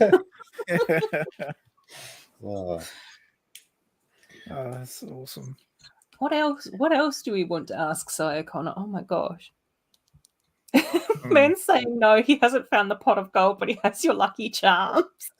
That's going to be the next one, Ben. What's the new shape in the Lucky Charms lineup?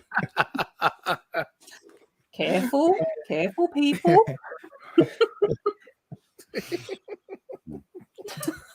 Really I've been thinking about the Austin Powers movie now because of that Lucky Charms thing. Man. Oh, he Stud's coming in with the Stud's coming in with the facts now, Axel. When Stud used to go to the snake conventions, it was very rare to see Australian reptiles because it was illegal to export them from Australia, but we have all the cool stuff.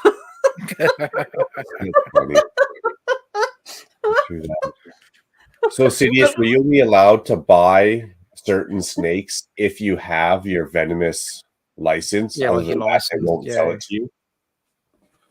Interesting. Mm. Well, I suppose then, but you do remember when the Irwins? And I know, and I'm not necessarily referring to Steve Irwin or the late Steve Irwin, but I know I've seen who was it that went on Oprah?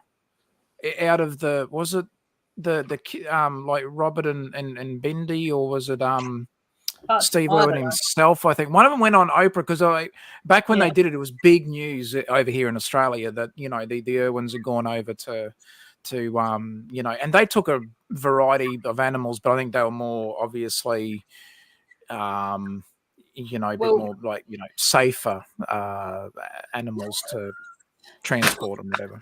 But I would imagine that if you're traveling to go on Oprah and you're taking Australian reptiles with you, that would be a whole different situation rather than wanting to own that's right, a tiger snake permanently in the US forever and ever.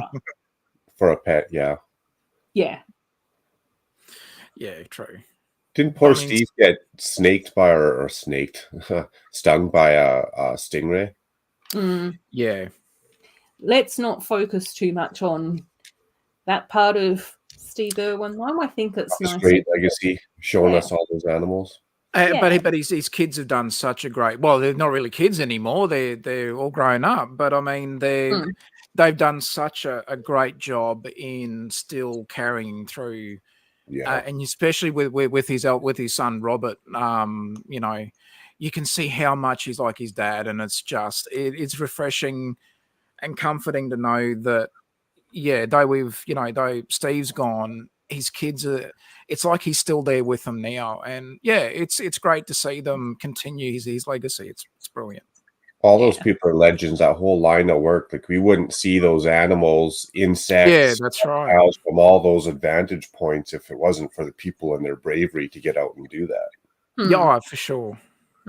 And and I also think that it's interesting when it comes down to, obviously Steve was a very, very passionate person and extremely passionate about wildlife and showcasing wildlife and talking about wildlife. You could just see that from him, and it just comes out. And I think that that's again why his kids are all very passionate about those similar issues, because it's so exciting and fascinating to listen to someone talk about things that they're passionate about.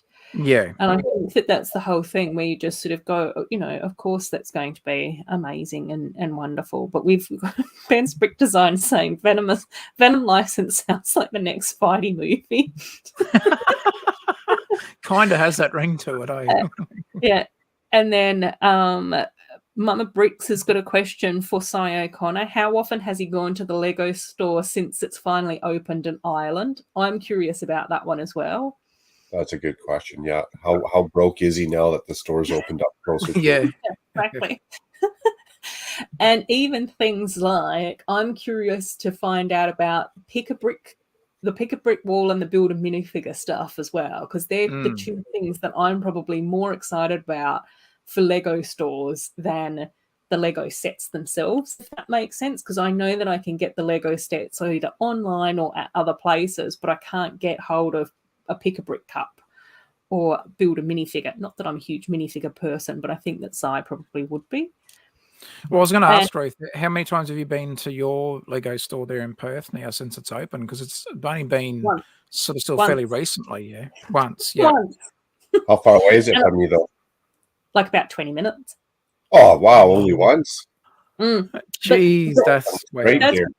But that's because it was very expensive, so it had the same prices as the Lego stuff. And like there's a Kmart and a Big W 5 minutes down the road from me in the opposite direction, which has cheaper Lego. And when I went there were three things that I was interested about. The poly bags, because poly bags are virtually impossible for me to get hold of. Usually I have to import them in from Bricklink orders from over East or internationally. So same here a bit too, yeah. And pick a brick cups. I was curious about the build a minifigure thing, but I'm not a huge minifigure fan. But it is interesting because there are some minifigure parts that I do love. And there's also some things that are transferable. So like hair pieces and hat pieces and those sorts of things you can put on mini dolls anyway. So you know what I mean? And when I went there were no poly bags there at the store that I didn't already have. And the poly bags for Friends and the Princesses were like a year or two old. So I was just like going, well, I've already got these ones. What's the point in this? You've got none of the new ones. The pick a brick wall was very disappointing. Again, it might have just been poor timing on my part that it was probably the end of the pick a brick run of those pieces and they hadn't done all the new stuff.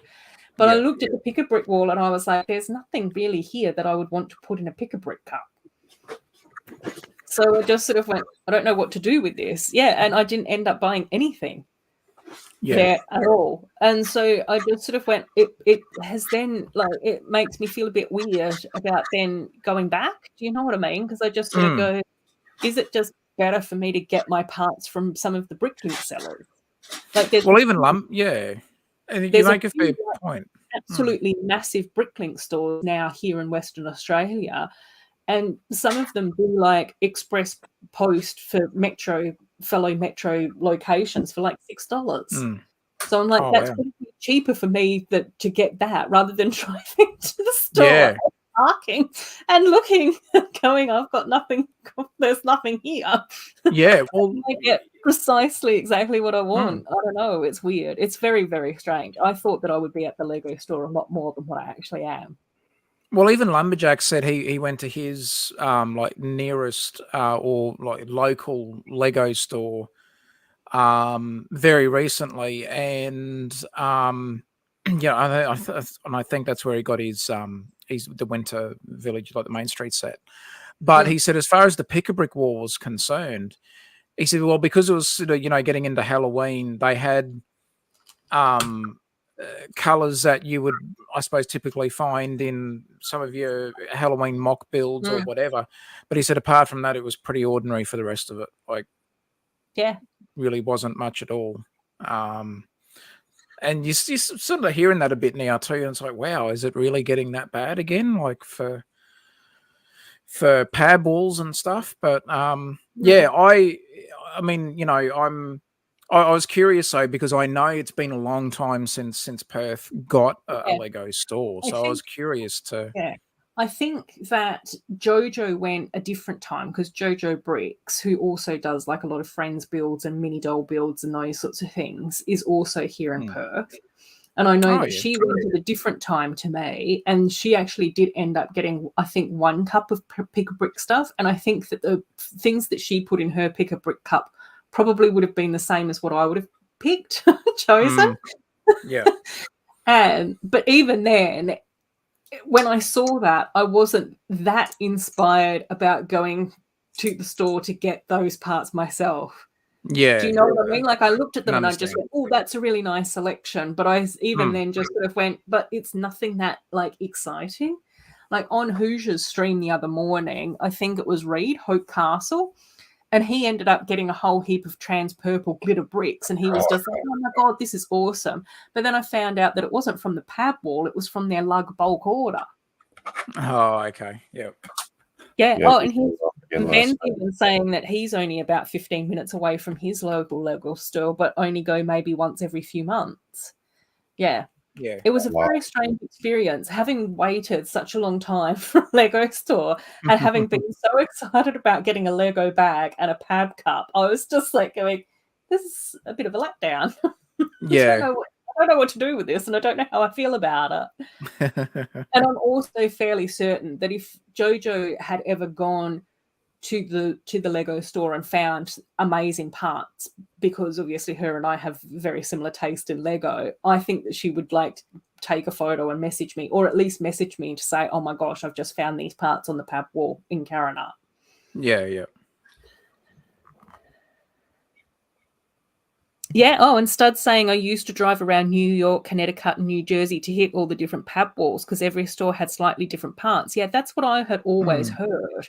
And even in the UK, I know that a lot of the guys over there shared the pad wall info with each other to figure out who's got what, or pick up pad cups for each other if they need it. And I think that they say that it's not like that anymore either. It seems like post-lockdown situations, everything's just been like back to standard. Yeah. Or at standard now. Not back. It was never like that previously, but now it is. I don't know. What about you, Mark? Like, where, like, do you have a store near you and that sort of thing, or what's the deal? The store near me is in town, but it's probably still about a half hour, 45 minutes away. And then same thing, I probably go to like the Walmart's, Toys R Us once a week. The Lego store used to be once a week, but now once a month. And I was going there once a week to find out, what they got on their wall. But now that Lego's got their shipping somewhat back in order after COVID, I just find it's a lot less hassle, and you get what you want when you go on there, pick a brick online. Yeah. So and even for me, like thinking about the stuff that you build, Mark, compared to the stuff that I build, I would suspect that it probably would be easier for you to pick up stuff that you would want based on like a lot of the color palettes that they have on the wall. Like you do a lot of like browns and grays and all of those sorts of things, whereas I'm just like, no, give me pinks and purples and light oranges, and I hear you. Exactly. It's just like, where's all the cute stuff? Give me the glitter purple bricks. Yeah. When I order pieces and look at the wall in store, if they got something I need, but that's kind of what I'm looking for, is stuff that I need as much as just a random part to get inspired by. And I think it was even things like when I went to the Perth store, there was no foliage. And that's another thing that I would probably be really happy about, would be to get leaves, like either the palm tree leaves or like the other like little regular plant leaves in whatever color. 100%. Or like any of the flowers or like the stems. Or I have seen people have these ones in pick-a-brick cups as well, like the 3-leaf little study ones. But they didn't have anything like that at all. So it was just sort of like, I don't know. I was just standing there looking at it going, yellow 2x4 bricks and a lime green 1x4 brick. Like I was just like, I don't know what to do with that. Yeah. Exactly, right? You know, I was just like, give me a bit of foliage or give me a masonry brick or something. Like, no. So yeah, it was interesting. Yeah, Stud's saying after COVID, it seems to have changed. Yeah. They got a lot of filler on those walls, like a lot of stuff that you'd use a couple parts of, but you don't really need a lot of, right? Yeah. And that was my whole thing. Like I stood there and I was like, do I get a pab cup just for the sake of getting a pab cup and so I can have a yellow Lego bag? And then I was like, I wasn't really feeling it. I just sort of went, I don't know. And then it was even like going into the Lego store. It seemed there were 2 staff members there, and one was like cleaning up, and the other one was just standing behind the counter, and both of them looked really bored.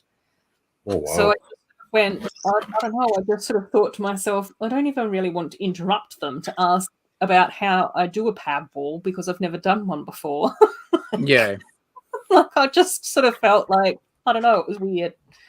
I've had good experiences when I've gone to a couple of the different Lego stores, especially around Sydney. Yeah.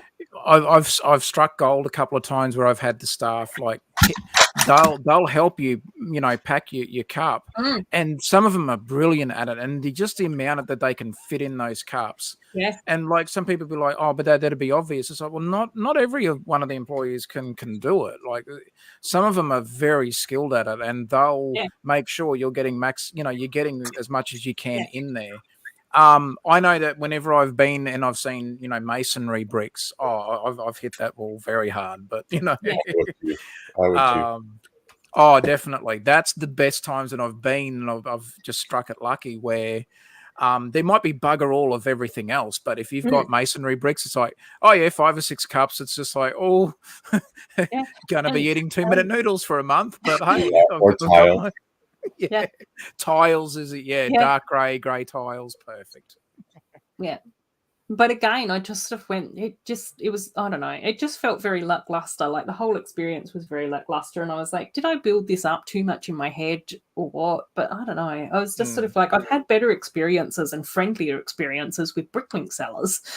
Yeah. So that was also part of it as well. It's just like, oh my God.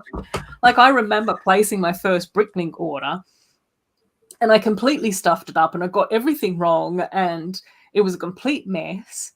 And it was with a Canadian, Mark, this lovely Canadian Bricklink seller. She was super sweet. And I had to message her and I was like, I'm really sorry. This is the first time I've used Bricklink and I'm stressed and I don't know what's happening. And she's like, that's fine. We'll just figure it out. I'll sort it out for you. And she was just so lovely. And I was like, oh, this is a great Bricklink experience. That's Thanks awesome. very much, sweetheart. Yeah. That's right. Canadians are nice. Never met a mean Canadian, Mark.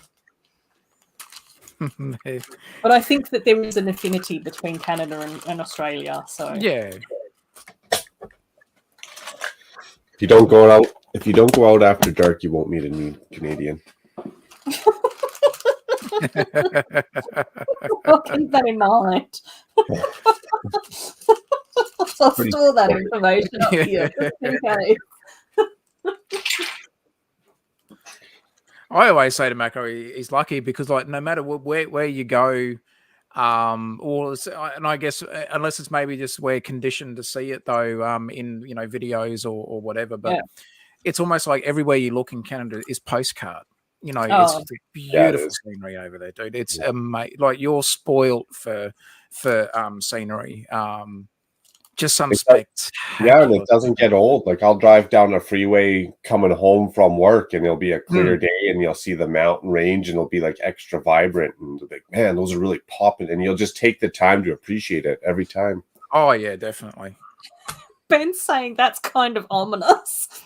Don't go out in Canada after dark and you'll be okay. Now, like Macro mentioned bears before. Now, he's not talking the little cute, cuddly, Paddington sort of bears. You're talking bears that will rip you apart and not think twice about it. This is a cozy stream, guys. Let's bring it back to coziness. Okay, well, in that regard, then they're just Paddington bears all wandering around. Yeah. You don't pet the fuzzy bears. That's right. Yeah, but no, now isn't Canada the home of Winnie the Pooh though? Did I get that right, Macro? No, Winnie the Pooh's English. What kind of bear is Winnie the Pooh?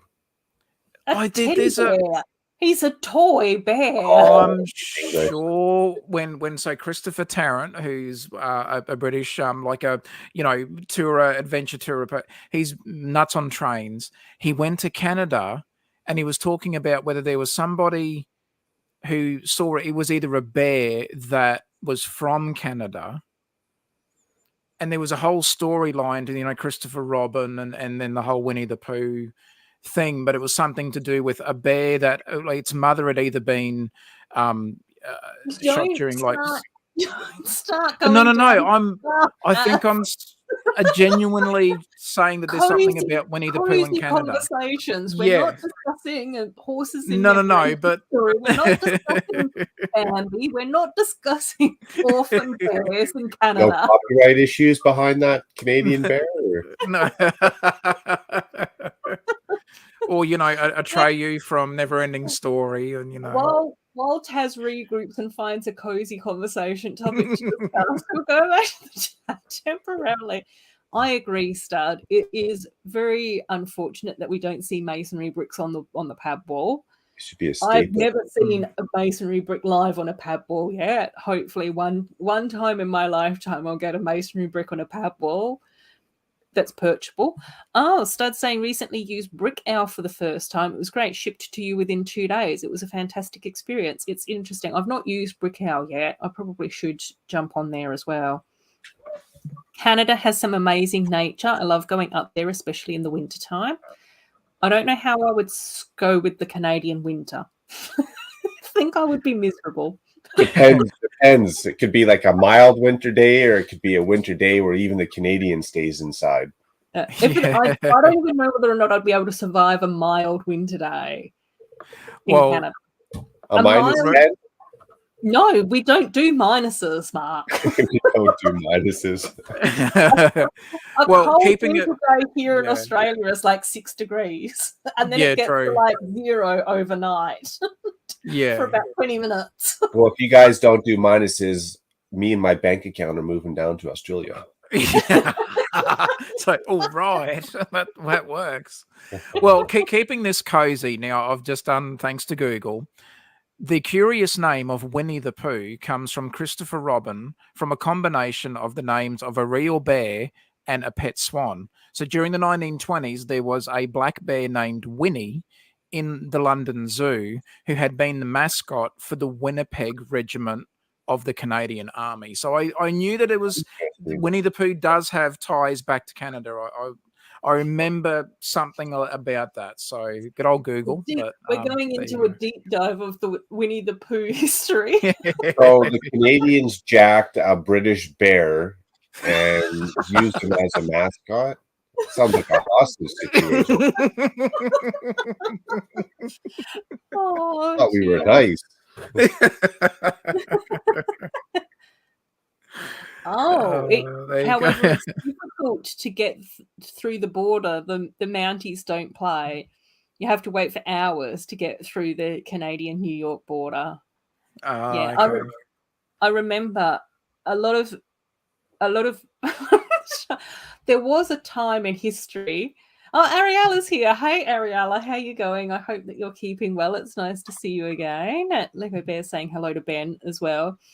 I've got a couple of guests with me tonight as well, Ariela, and we're kind of doing cozy chats and mock building, but I do have to keep Taz and Mark in line because they keep going off on non-cozy tangents. About bears and other things. About all sorts of stuff.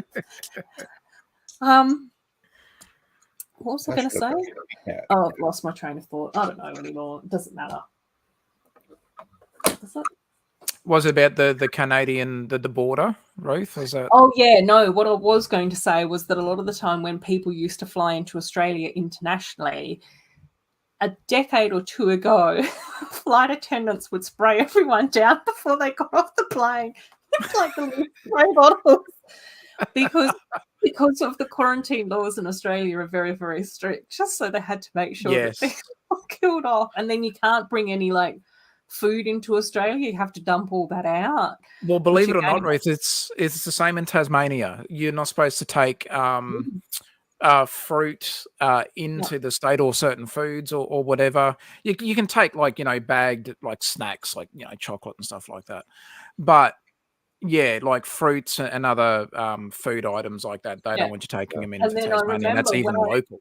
Yeah, and when I did my university placement in South Africa, and when I came back from South Africa and got to the Perth International Airport, they asked me whether or not I'd spent any time on any farms in South Africa.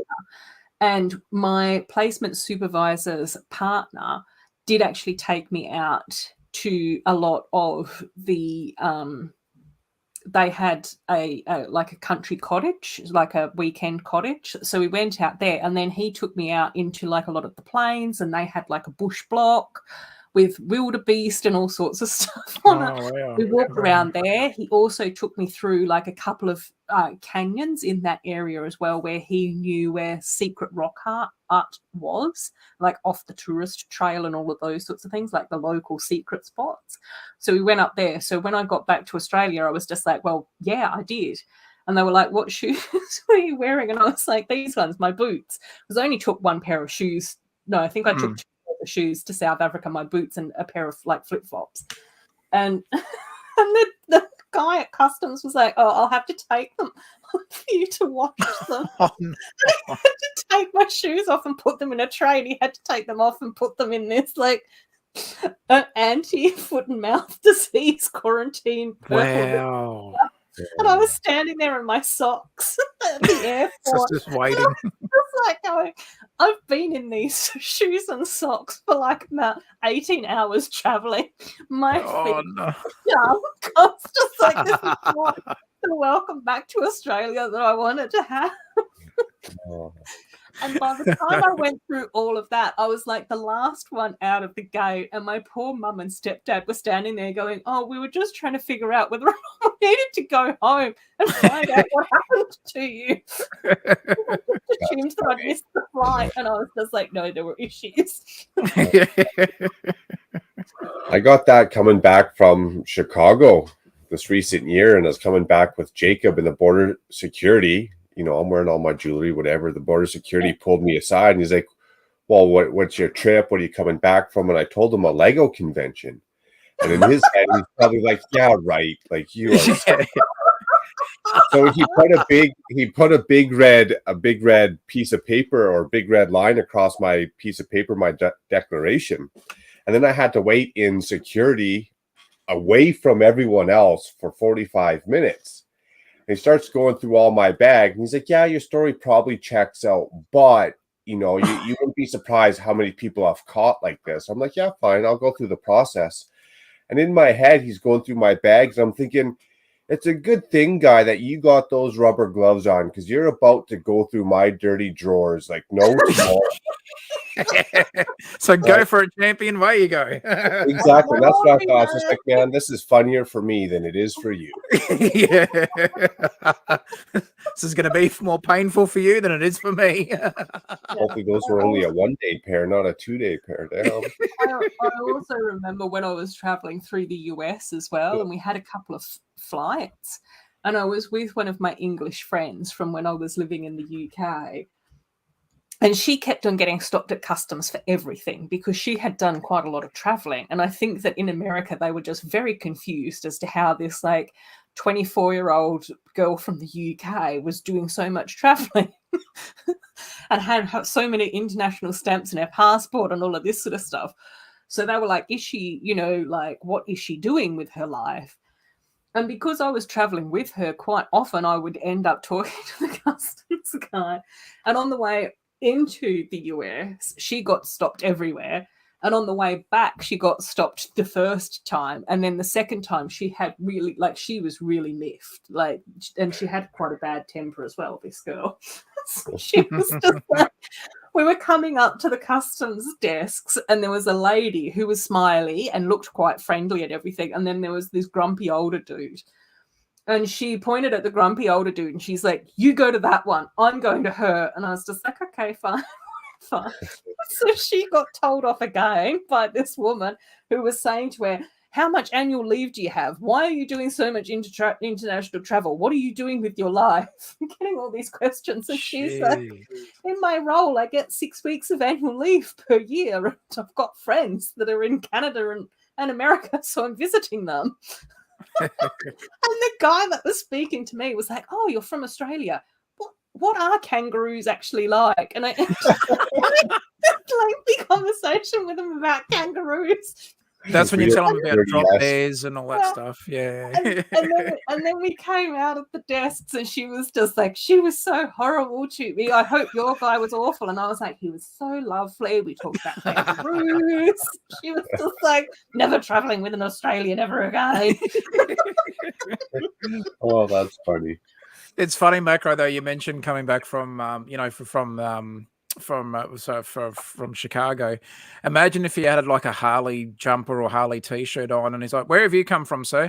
"I just come from Sturgis." He probably would have just let you through. He's like, "Yep, yeah, you're right. There you go." It all matched up exactly. Well, that's the thing is, I did have the Harley shirt on, so when I said Lego convention, he kind of like probably the gear started going in his head. I could see it, right?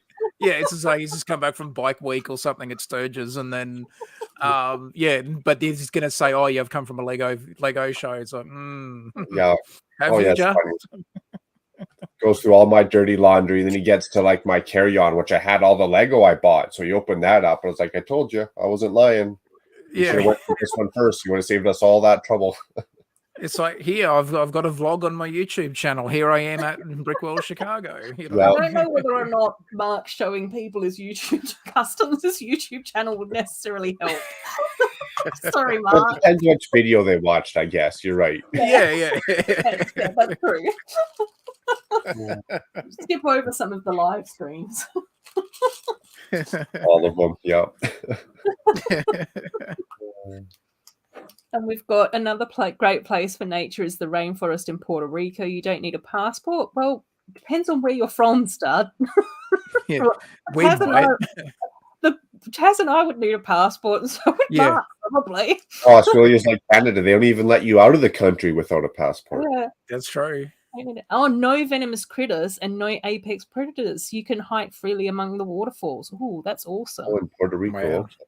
Just get on a flight to New York City, no passport needed, and no money exchange. That we'd need all of that. Well, we would, yeah. How am I supposed to get back home? Yeah, exactly. We'd all be trapped. Sounds fun though.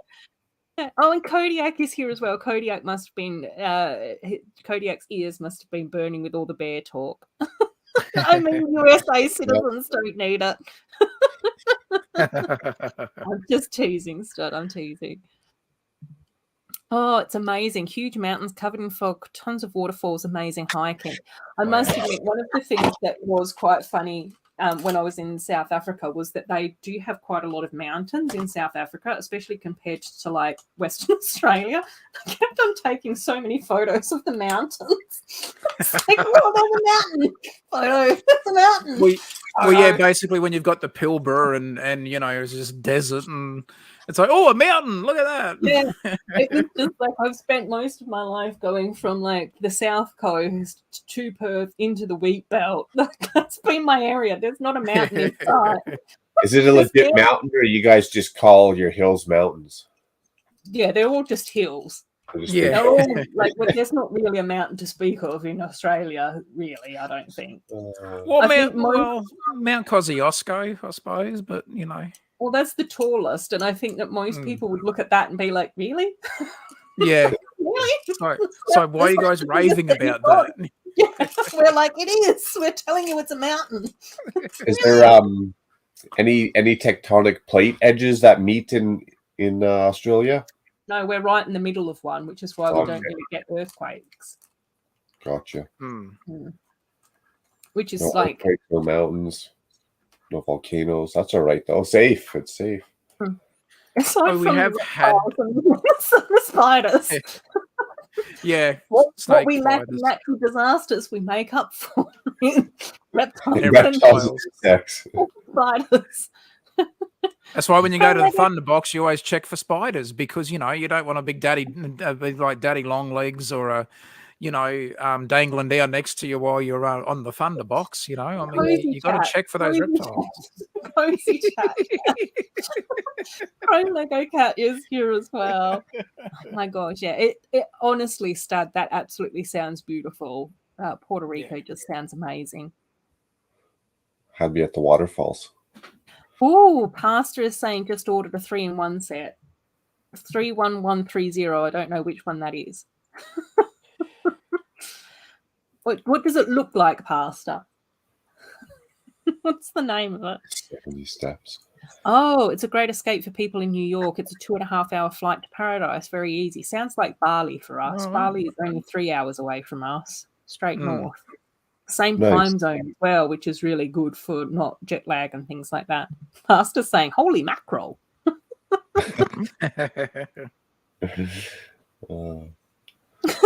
I moved from Colorado to Austin and people kept telling me to go to Mount Bonnell and I was excited for an all-day hike. It's like 70 steps, yeah.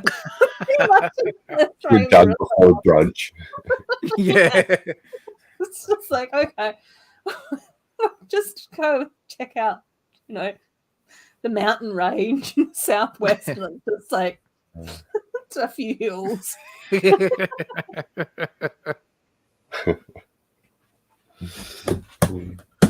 There you go.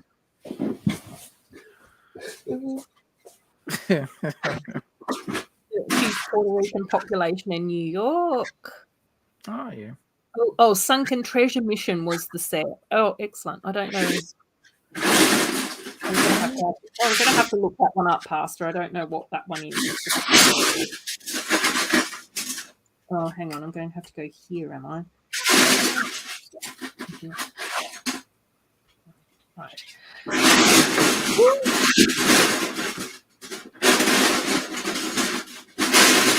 Oh my gosh. I used to hike that part of the country, Ben. I've never stopped there, always drive through.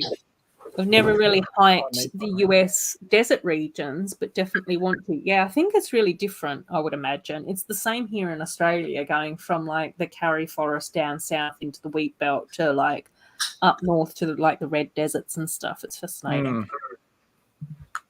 Oh, Kodiak's in the heart of the Rockies in the US, so there's plenty of places to climb. Oh, wow. And Kodak's also laughing at Ben as well, going from the Colorado to like the 70 steps. Just walk up the 2 flights of stairs here.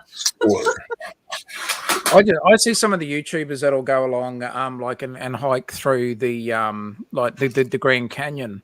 And from their perspective, because like other documentaries will always do like a drone shot or a helicopter shot, so you don't really appreciate the size because, again, when you see it from the air, it looks impressive, but you're like, it just doesn't look that big. But then when you see these, adventurer YouTubers going down through, actually hiking and doing the trails and that through that you can do when you go to the Grand Canyon, it is absolutely stunningly massive. It is so huge.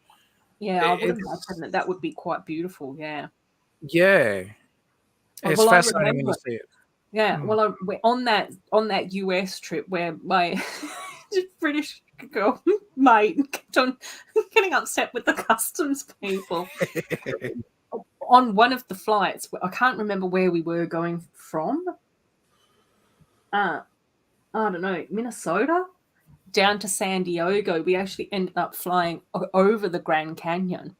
Oh, wow. And because it was overland and it was quite a clear day, you could actually see the Grand Canyon out of the window of the aeroplane, and it just went on for ages. Like, it was just huge. Yeah.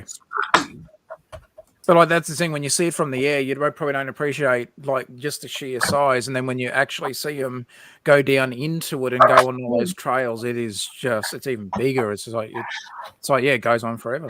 But when does this ever end?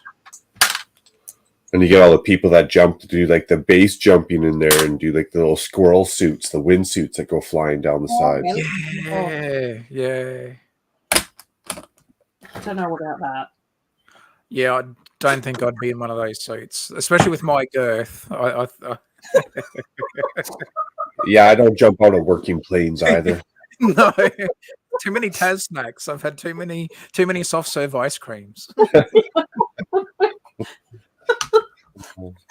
We need to chase after more ice cream trucks before we do any of that. Now, see, if they were sorbet trucks, I'd be chasing after them as well. Good old sorbet. See, gravity does discriminate.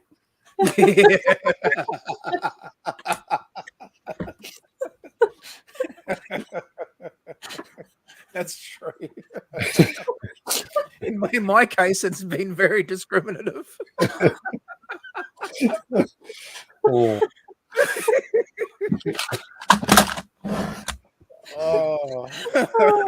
write a letter to your MD about that one. Let's go, Macro.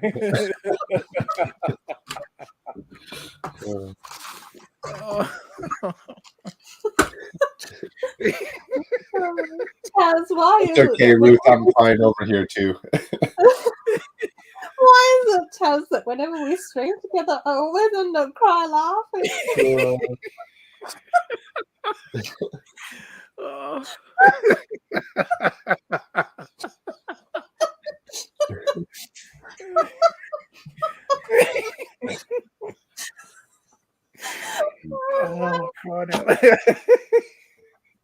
I'm not lying. It's all over my hands. I can't stop.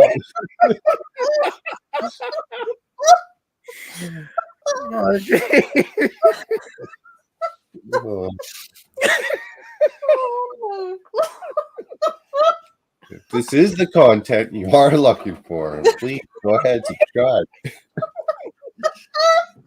Ben comes in with squirrel something, not something. Sorry, Ruth. What was that last one? You had a hard time getting that out there. It's not too high pitched and squeaky, Mark.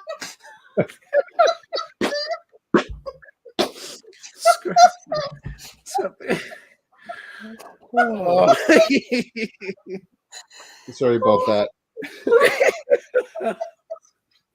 No, don't apologize. It's just making us laugh.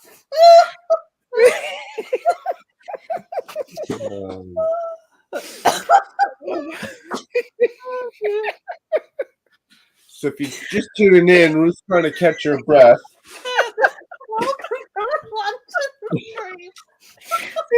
Taz and I are taking zero responsibility for what's transpired. No, I know exactly what to do now.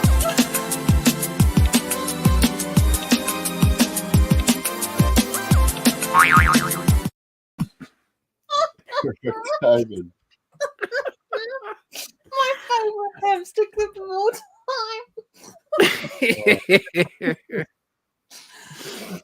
Oh, far out. Yeah, I know, Ben. I know. I've lost it. My sides are hurting. Oh my gosh, I know. My face is sore from laughing too much. Oh, dear. Okay. Far out. Now we'll just go back to the chat briefly. Catch up on all the messages from laughing too much. Oh.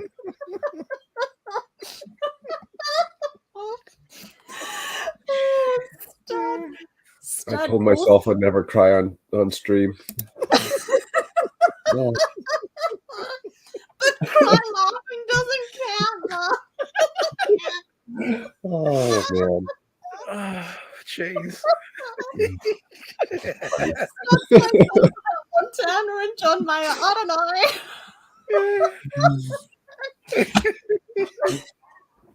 Ben's also keen to do a script. Because physics say you'll fall just as far.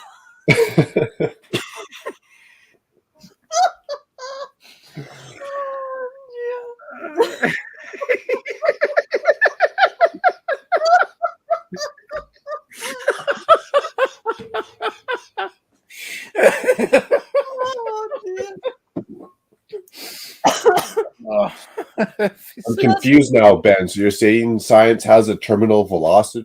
Does gravity discriminate? I just don't know. Ben, you'll have to just listen with physics theory now. Oh, yes, I remember. The feather did fall as fast as the penny. It's just the shape. No. Stud's also saying there's people that jump off skyscrapers in New York wearing squirrel suits. That's illegal, but people are always jumping off skyscrapers. Well, they actually did it in the actual like live action Tomb Raider movie. I think it was the second one, I think, where they did it in China or somewhere like that, wherever they filmed that part of it, and they actually jumped off the edge using those squirrel seat things. They look phenomenally, but like, yeah, if you're fit, yeah, great. Someone like me, you know, I'd be finding Earth real quick. I'm not saying was that a rubber hamster. No, it was a real hamster, and it bounced. Yeah, because it spins around with the wheel. Dame Taz, you don't want any of those buttons popping open on your suit. They'd be like weapons. Someone's eyes getting poked out. Someone's getting hurt. Ben saying Taz would actually fall slower because you've got more surface area. More wind resistance going down. Probably one of the most polite ways to say that, Ben. Taz, you're not overweight. You've just got more surface area. My surface area has increased quite dramatically for the last 5 years. Mine has, thanks to the ice cream truck that visited my place on the weekends. Soft serve for everyone. No, bro, you're bigger than me. You jump first. Make sure it's safe.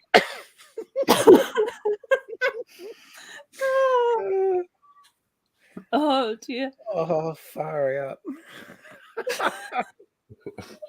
The surface area. I'll tell Mrs. Taz that. No, Mrs. Taz, I'm not fat. I just have more surface area. I'll say that to my doctor as well. No, doc, I'm not fat. I've just got more surface area. Or when your doctor says that you need to lose weight or you're fat, tell me he's politically incorrect. Like, I just need to up a couple surface areas. Yeah.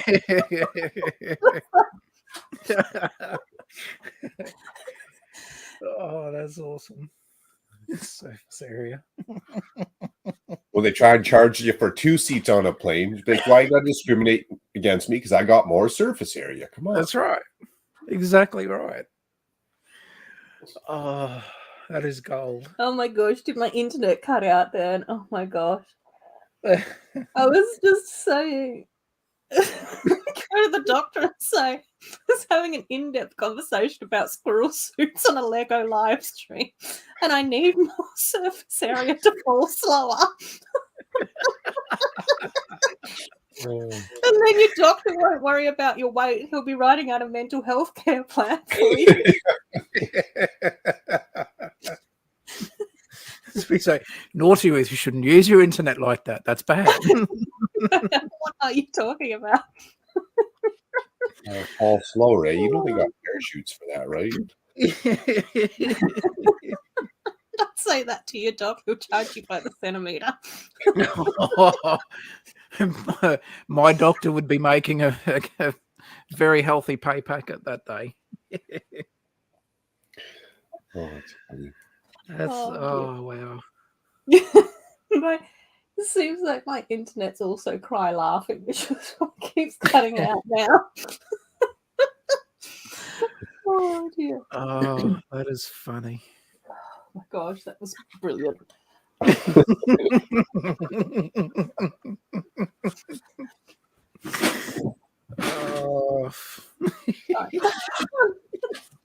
I'm glad you guys thought so. It took me 3 months to come up with that one-liner. It paid off, though.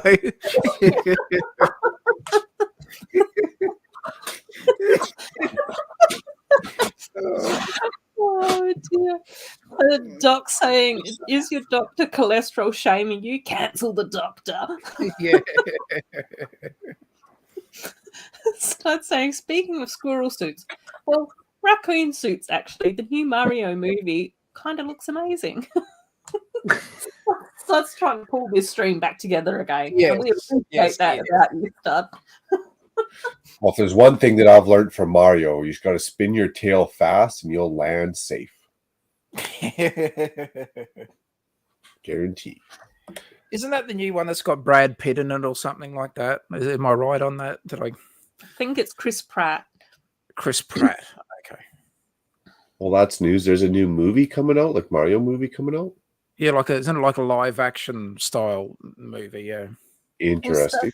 People were worried that Chris Pratt was voicing Mario, but he's actually good. He just uses a New York accent, not Italian. Oh, and the art looks awesome. Well, I'll take that as a good thing from you, Stubbs. You know about good art.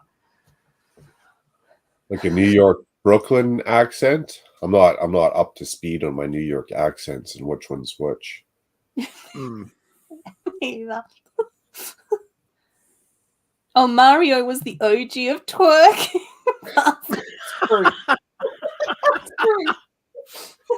Twerking. Concerning, but it's true. Right, I need some more bricks. Luigi was just a copycat.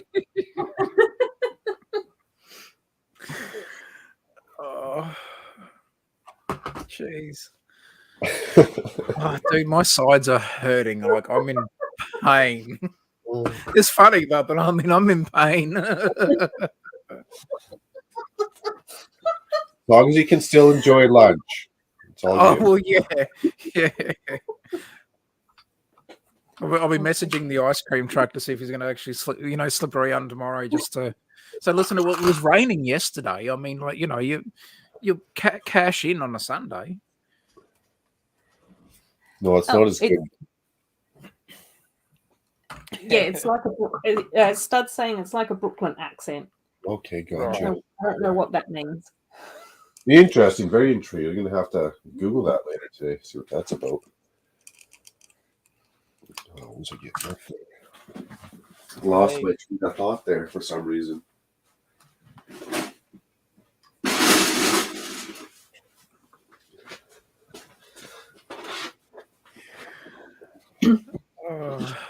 Laugh until your sides split. It'll increase your surface area.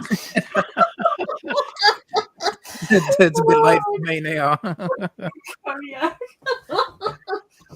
Oh, all the wisdom is coming out tonight. jeez. Oh, honey.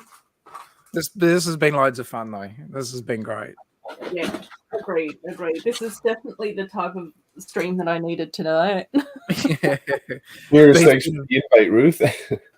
Yeah. Oh, it was awesome. What other live action? Oh, Jack Black is Bowser. No, that'll be interesting. Yeah. Very interesting, no doubt. Oh, okay. Doc is saying that he had to go and look because he was afraid it was another live action movie. So glad it isn't. So it seems like they've got the Chris Pratt and Jack Black doing the voices, but it's actually a cartoon. Right. Okay. So it's like an animated movie? So it's not I'm assuming because Doc's saying that it's not a live action and Stud's saying that the art looks awesome, then it might be a cartoon animated thing. Yeah. Okay. Because I haven't seen it yet. I've heard different things and I thought it was live action. Yeah. Yeah, I don't know anything about it. No. And then Darn. Stud's saying the cool thing about the new Mario movie is we'll probably finally get a Mario minifig because you'd expect Lego to make sets from the new Mario movie. Well, yeah. I wish they did from the beginning. Yeah, Lego Cat saying that he thinks that it's animated as well, and Stud's saying it's like a Pixar claymation style. It looks awesome. Oh, and Kodiak saying it's animated, but the same people who did the Minions and Despicable Me. Oh, nice. Okay. Yeah, that sounds good. Yeah, I think that art style would be really cool. Yeah. Okay. Oh, now that the Mario Lego system theme thing has run its course for a few years, we might actually get a minifig Mario when the movie drops. I think that sounds like a logical thing to do, Stud. That's what I would assume to do. That's what I would assume that Lego would do in that situation. Oh, Pucky's barking. I don't even know. Why did I get this tray of white scripts and stuff? I don't know what I'm looking for. It wouldn't have been as interactive with that IP and stuff, but I think Lego should have done the Mario sets that they've done in the same fashion as that Sonic the Hedgehog. Yeah, look, I actually really enjoyed both of the Sonic movies. My son and daughter, my son especially loves Sonic, and seeing Jim Carrey in the Sonic movies was actually really great as well. I've always been a fan of Jim Carrey ever since The Mask and movies like that, but yeah, the Sonic movie, I grew up playing Sonic the Hedgehog on Sega Master System, so to see a movie done on Sonic, it's just like, you know what, that sounds really good. And I actually enjoyed the Pokemon movie as well, even with Ryan Reynolds as the voice, of Pikachu. But I think as I've done some of these movies now, for me, I've actually found them enjoyable and entertaining and not, a waste. But I know they're not for everybody as well, but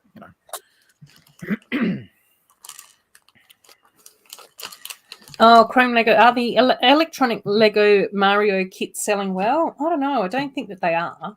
Are they? I don't think over here. I still see them in Kmart, and plenty of stock. Plenty of stock. So yeah, I don't think Mario, like those sets, were as big here. I know, like in other countries, what is it, Japan or some of those other countries really embrace Mario, so probably would have done a lot better over in other countries as opposed to maybe in Australia, perhaps. There's thought on that. And Stud saying that might be why Lego waited to do a Mario minifigure, because they probably had a marketing plan with Nintendo. Yeah, and they so knew that that the may movie would have been coming up, so they probably planned the releases to coincide with that stuff, which makes sense as well. Stud. That would, yeah.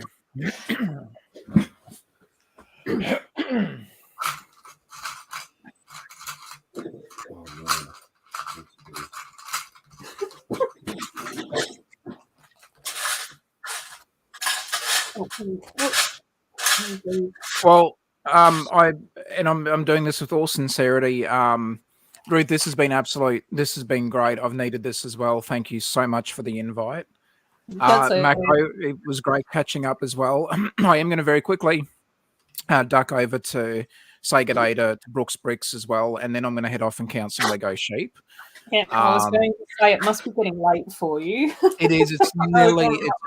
It's getting close to 2 a.m. over here. So, but I wanted to say a huge thank you, Ruth. I really do appreciate it, and I wanted to be honest to say where I was going next. It was just to quickly pop in and say good day to Matt, and then head off to sleep for the night. But Macro, again, mate, great to catch up with you as well. And again, Adorabuild, Ruth, mate, genuine love and support. Thank you so much. There's been loads of fun. My sides are literally hurting. I'm going to be in pain tomorrow, Macro. I'm going to be cursing your name, but in a fun way. Nice. I completely, absolutely just lost it, but that was great. I needed that as well. Thanks so much, mate. That was a good laugh tonight. Oh, absolutely. Thanks very much, everybody in the chat as well. It was really appreciated. Thanks very much. Thanks so much for stopping by, Taz. It's always great catching up. But I'll let you go and say hi to Maddie. Say hi to Maddie from us as well, because I don't get to see Maddie's streams because we're always... I'll certainly say good day as well. Yeah. Awesome, mate. Thank you so much. I really appreciate it again too. Thank you. Take care, Taz. Take care, Taz. Bye, everyone. Bye-bye. Good times. Good times. Yeah. Taz is so lovely. He's amazing. And then Stud saying Lego definitely knows the fans want Mario minifigs. Yes, I think that they do. Kodiak saying goodbye to Taz as well. The original 80s Super Mario movie still holds a special place in my heart as one of the worst yet most memorable movies I've ever watched. Oh my gosh. I do think that I might have seen the Mario movie, I think, because it does have some sort of vague recollection in my mind. But I also recently watched a very hilarious YouTube commentary video breaking down the Mario movies from the 80s and pointing out how chaotic the whole process was. And Zizu is here. Hey, Zizu. Welcome, welcome. It's nice to have you here. Yes, you've got me and Mark here for a little bit longer. I don't know how much longer we'll be streaming for because it's been a fascinating day today. It's safe to say it's almost breakfast time. Yeah. Yes, it's breakfast time. There's been a lot happening. But yeah, I do have Mark on as my guest tonight, and Taz was just here as well, and Taz has just ducked off. So yeah, it's so nice to have you here. Oh, the live action Mario TV show was big after school around the New York area. They had Zelda cartoons on that show as well. Oh, interesting. Well, the TV show, I think I remember that. Luigi? Zuzu's saying, is it time to play the Paradisa jingle again? No, but what jingle do you want from me? So we've got a few options. Let's do it.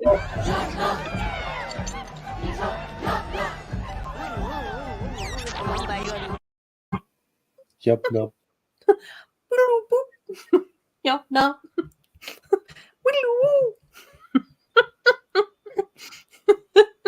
You got Ewok for real. I'd want one as a pet. And Chop's here as well. Hey, Chop, how you going? Lots of excitement in the chat. Zizu, Chop, Pasta was here, Sloth, Ewoks. I knew that you'd want the Ewoks, Zizu. I knew it. Chop, Awesome. Choppy Chops. Well, Ruth, I'm going to take up the same, not the exact same path as Taz, but I'm going to jump off here, grab a bite to eat, and go rustling through my parts. Sounds like a plan. It sounds like a plan. Definitely go and grab some food. Before I get lightheaded. That's right. Yes. Thank you so much for joining us, though, Mark. It's always lovely to have you on the stream, and for me to be actually organised enough to send out invitations is a rare and beautiful thing. Well, thanks for having me. Hopefully, with all that gut busting, it was still cozy and good. Yeah, it was. It was so much fun. It was so much fun to have you guys here. So yeah, thank you so much for joining us, and yeah, enjoy the rest of your day and take care, Mark. Thank you. I'll be lurking in chat and talk to you soon. Yeah, cool. See ya. I Love Toys is here as well. Oh my gosh, it's so nice to see you. I hope that you've been keeping well. We have had Taz on as a guest and Mark on as a guest as well. So yeah, thank you so much to Taz and Mark for coming on and joining me tonight and having lots of laughs and fun and all of that good stuff as well. And we've got lots of hellos in here. I've got my morning coffee. The day can begin. Exactly. So I think on the thumbnail, I did say that it was viewer's choice tonight, but instead I have been making a vague attempt to do some mocking, which is something that I don't really do on live streams ever. But as some of you might know, Mayo Hosco, who you've probably seen in the chat on different live streams that you've been in, is doing a Paradisa month this month. So I am doing a Paradisa mock. How's the mocking going? Yes, we'll see. I'm giving an update, Axel. I'm giving an update now. So the Paradisa set that I've chosen to mock is the Country Club set. So I have started to map out a little bit of how this is going to look. So down here is going to be the horse paddock. It took a lot of energy to realize what that was. So that's the horse paddock. I might actually make this a little bit longer. I think I can probably extend this out a little bit. I might have some more of these fence pieces, and we'll see how we go with that. There does seem to be, like on the original set, a little undercover area here, which I think might be for like the little horse carriages and the trotting pulley things that they hitch up to the horses as well. I don't think that it's a stable for the horse. I think it's some other system. There should be like a little gate in here for the paddock. So there'll be a little horsey gate in here. I have started to mock up the staircase because there is a curved pink staircase on the set that is actually one of those full Paradise apart pieces, like it's all one molded thing. But I've just brick built this for now, so that's okay. And then I'm assuming that this building at the back is sort of like the country club area. But based on the pictures that I'm looking at, I think the stables might be in here. So I am going to try and build this out to be a stable type area. Whereas downstairs, it looks like this is like an undercover area as part of the building. And then upstairs seems like there's a little cafe balcony area over here. And there's some sort of other area over here. The thing that I am sort of aware of with the Paradisa builds is that they're not really detailed interiors. So I think that there's going to be a little bit of like flexibility around what's happening with my interiors. And then down in this section here, there seems to be like a palm tree and some lounges with like a little shade umbrella and a few shrubs and stuff. And then up the top here, I need to have a little bit of an arched sort of roof looking area. I don't think the original Paradisa set had pink flooring on the first floor, but I kind of like the look of the pink flooring. So we'll see. We'll see how we go with that. So that's how like my mock is coming along. Mark saying, I do need more caffeine. Oh, you're doing a library build at the moment. Oh, I love that. I love that. Lots of shelves with brick built books. I love that as well. Your exams of 8 classes are in like starting on Wednesday and Saturday at 8 a.m. Oh my gosh. Oh, and Will's here as well. Hi, Will. I hope that you're well today. Hope that your weekend's been nice and that you've had a good Friday evening and all of that type of stuff. Oh yeah, it's coming along. It's getting there. I don't seem to have enough pink plates in order to finish off the flooring over this side, and I definitely want to get a second one of these because I think that this is going to look really pretty as like two different like windows up here on top of the stable as part of like the cafe mock. But usually with like these windows with like the little lacy bits on them, you usually have to raise them up, I think, by a brick or two in order to get them to be the right ceiling height. So I'm going to have a little bit of a look into that as well. Ooh, haven't figured out all the books yet. Yeah, that's the tricky thing, I think, with libraries and bookshops and things like that. Just building the structures at first. It's an alternative of the Creator Skate House. Interesting. I don't think I want to go to a cafe above a stable to do karaoke. No, peaceful. Again, I'm not 100% positive whether or not the stables will actually go in here, but I think that that's what's in this original build, because at the moment I have actually put a series of arch windows through this building downstairs.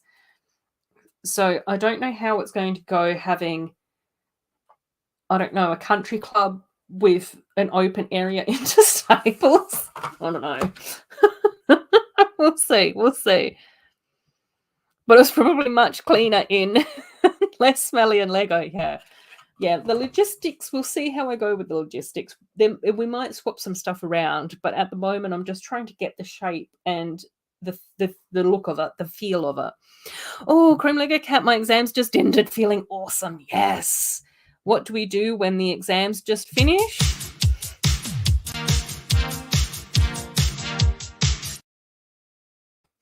We have happy times. Oh.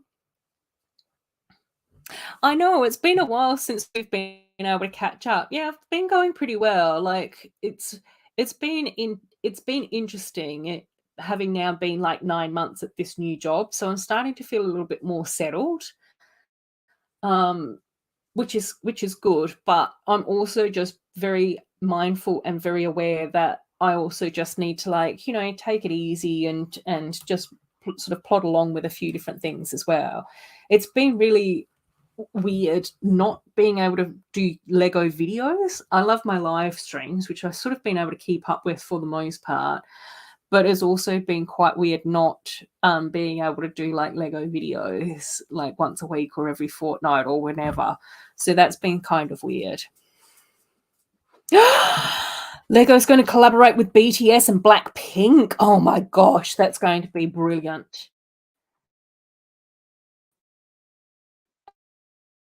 Absolutely brilliant. I hope so. I hope so. Yeah, horses are fine. They don't smell. There's no issues with Lego. Pucky's just coming for a wander. That was Pokemon. That's not Lego. It's Mega Bloks. No, he was Fluffy. It's not a brick-built Pokemon at all. It's the real one. Oh my gosh, yeah. The end of exams are just amazing. Oh my gosh, yes, Mark. That's the question that we all need to ask Will. What have you got left on your mock, Will? Where are you up to? Because it looks amazing. It's absolutely stunning, that build, Will. Everyone's name's flim-flammed now as well. Okay, let's have a look and see what I've got to happen. Let's make some stuff happen in my mock. I've got so many tubs of things. I'm so going to fall over one of those trays and just absolutely mess everything up. Okay, let's extend this out. I need 2 more of these. Oh, just waiting on Bricklink orders. Made them a week ago when they just changed the status to shipped and nothing else has happened. That's frustrating.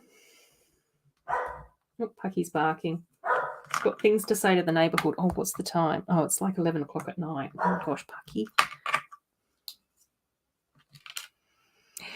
Oh my gosh, I love toys. They're video ideas that I absolutely want to do, and that is one of them. Because you haven't been here for a little while, one of the things that has happened, which I haven't shown on YouTube, but I do have photos over on my Instagram, is that behind my webcam here on this wall that I look at, I've actually put up like 5 little skinny shelves. And on those shelves, I've actually started to put in my mini doll collection. So on that, and some of my minifigures as well. So at the moment, I do have my video mini figs over here. I've got my Trolls mini figs over there. I've also got my Disney Princess books on one shelf. I've got my Harry Potter books on one shelf, which is the 5 shelves next to my window. So they sort of go round a corner. So there's like a long shelf and then there's little shorter shelves here. And then on the long shelf so far, I've got Cinderella, Merida, Moana, Ariel, some of my mermaids, but not all of my mermaids have display cases. Then I've got my DC superhero girls. The next shelf up, I've got Maleficent and Aurora, Snow White, Raya, Belle and the Beast, Mulan, and then my Frozen mini dolls from Olaf, Kristoff, Anna, and Elsa. Then we go over into my Tangled mini dolls. And then on the next shelf, I've got my Lego Movie 2 mini dolls, Unikitty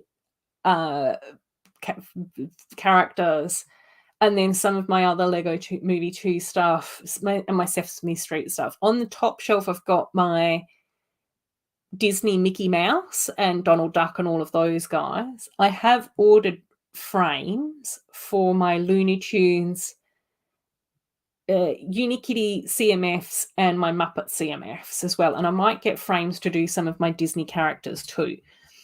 But what I've realised, originally I had wanted to display all my friends' mini dolls on those shelves as well, because I have started to sort my friends' mini dolls. They're down here in a couple of boxes. But there's not enough space for the friends' mini dolls, so they're going to have to go somewhere else. And I don't know where to put them. So definitely in the process of doing all of this, it's been really cool to not only have now to be able to look at all my mini dolls because I love them and they're so cute, and the video figs are so nice to have displayed. It was so nice going back through and finding like my uni kitties, which I absolutely adore, and all of that sort of thing. So hopefully at some stage or another I will have the time, energy, effort and capacity to be able to film a video on this stuff. And I did recently see a video about how to display minifigs as well in like a different set of IKEA shelves. So I might see if I can fit that maybe over here, which might be then where my friends' figures go. But the other thing that I was also wondering was whether or not I should put more of the same shelves on this little skinny wall over here with my friends' mini dolls. So I don't know. There's still a few decisions to make. Plus, I would also kind of like to figure out how I can display all my little colourful animals as well, which possibly may or may not fit on the wall.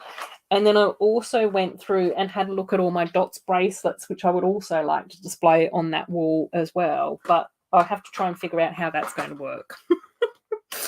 There's a 45-minute long explanation about a video of mini doll collections. Yes, it's in my head. Oh, you've got a ton of work to do and you haven't done anything all day, but that's fine, Pastor. It's okay. Give yourself a break. I've been jumping in and out of the chat. Yes, I can vouch for that. I know, it's so nice to have exams finished. Oh my gosh, R2 the puppy has discovered he can get on the sofa. Uh-oh. Oh no. Chop, yeah. But we love you any which way you come, Chop. You're just amazing. Cool. I know. If that's true and not just a rumor, oh my gosh, yeah. A collaboration with BTS and or Blackpink is just going to be fantastic. Oh my gosh. He's as tall as the sofa arm.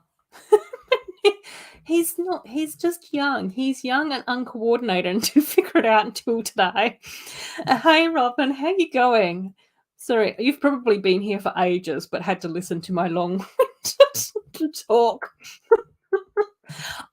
It's been so lovely having the display. There's still things that I want to try and figure out. So I definitely try and figure out the best way to display the video tiles in like the little minifigure display cases that I have.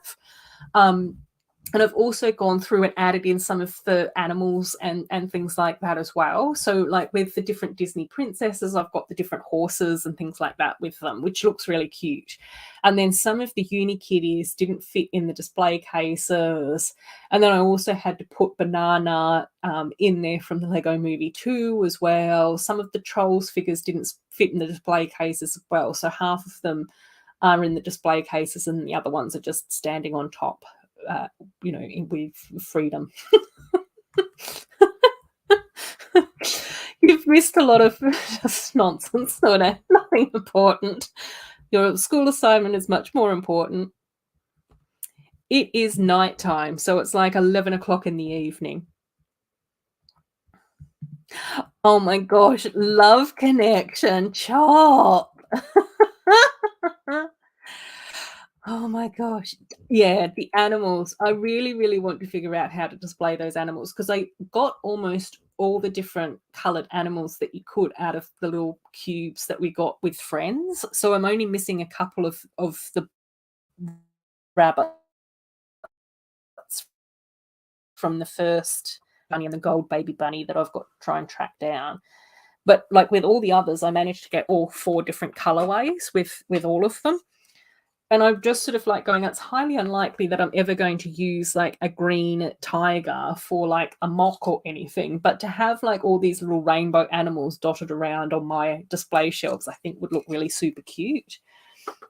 And that's the same with the dots bracelets because I had them just stored over here in some of these. And I'm just sort of like going, oh, it's such a shame that I can't like display them.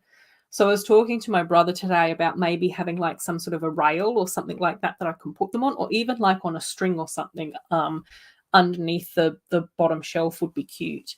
And then like even some of these little guys, I think hanging from the shelves would be like super cute, like the little dot bag tags. Like that would look so adorable hanging from like the little shelf. I don't know. I have to figure it out. So yeah. Oh, Chop's still working on the Fabuland Chima mock. Like a forest, and you can display them there. Yeah, I've got to think. I've got to have a bit of a think and figure out the best way to sort of display them, and how that's going to work. Yeah. There's a lot in my head at the moment. Oh my gosh. Robin's still buying Fabuland. No, because Fabuland's beautiful, Robin. That's why you're still collecting it. It's so much fun. Cool. Being forced by my captors to watch Love Connection. Oh, you have a challenge for me? We'll see. We'll see. Okay, do you want a reaction video on Blackpink? Oh my gosh, that would be a lot.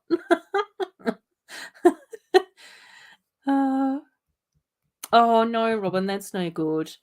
We'll definitely get the rest that you need, but it's lovely to have you here. It is lovely to have you here. Cool. There's a few reaction videos that I think that would be kind of fun to do though. And this is the challenge at the moment for me.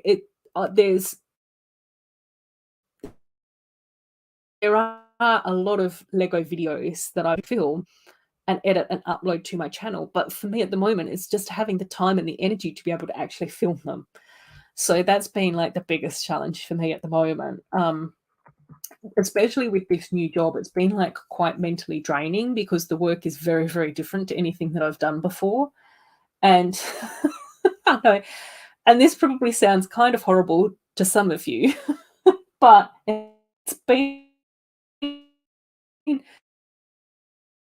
quite a while since I've had to work a full-time job. It's exhausting as well.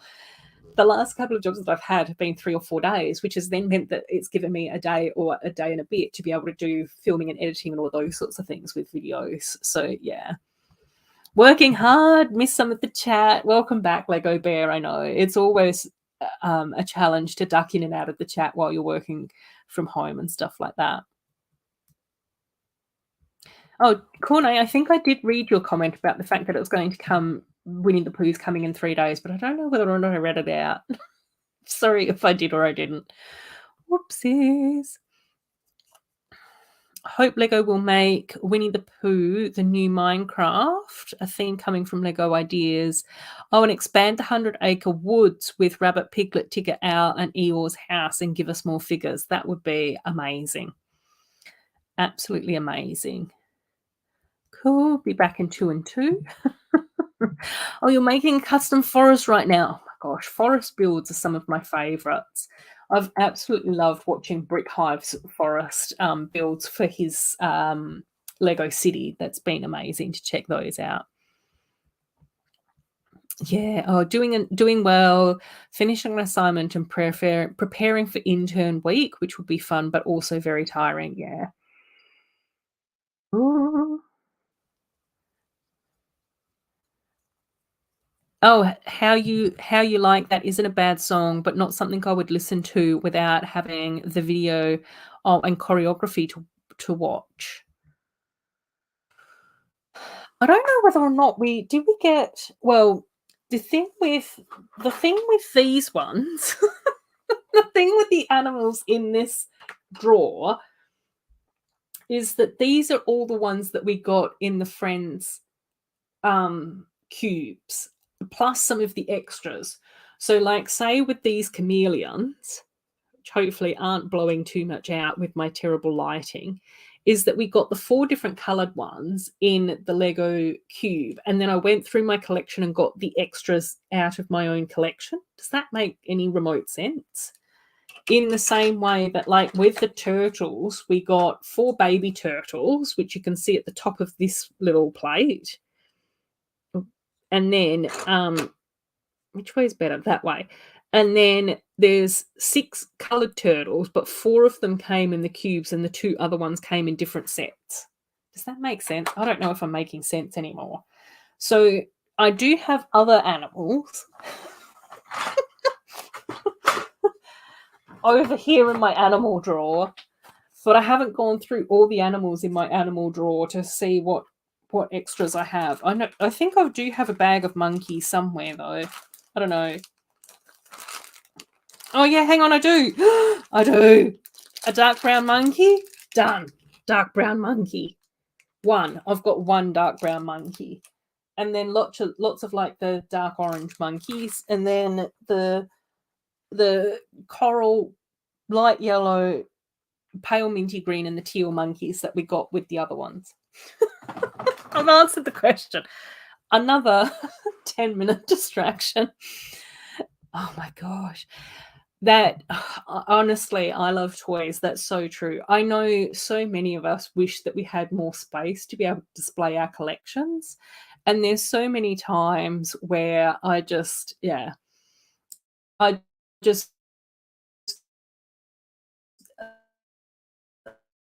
love, like, there's so much that I would like to do in a Lego city that I just can't do because I don't have the space in order to build my dream Lego city. But it's fine. Exactly, Mark. Like, this is one of the things that I've come to the conclusion with. Like, honestly, I just absolutely love looking at my mini doll display wall, even though it's sort of like half finished. And some of the carpentry may or may not be slightly dodgy. Some of it's very good. Some of it's extremely impressive. Even I was surprised. And there's other sections where it's just like, no, this is a mess. But I've covered them up. That may or may not be why the Disney princess boxes are on the shelf that they're on.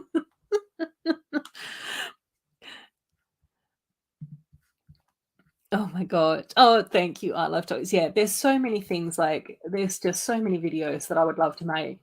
You know, I still really want to do more like mini doll repaints, which seems to take me forever, and post more of those videos. I filmed a whole dots, like Lego dots video, like months and months ago, and I have almost all of the footage that I need for that video.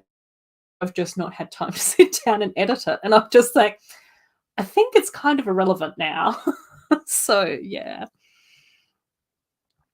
Oh my gosh, there's so many themes that would be amazing to have a comeback with. It would be so nice for them to even do like 1 or 2 like anniversary sets on different themes. I think that a lot of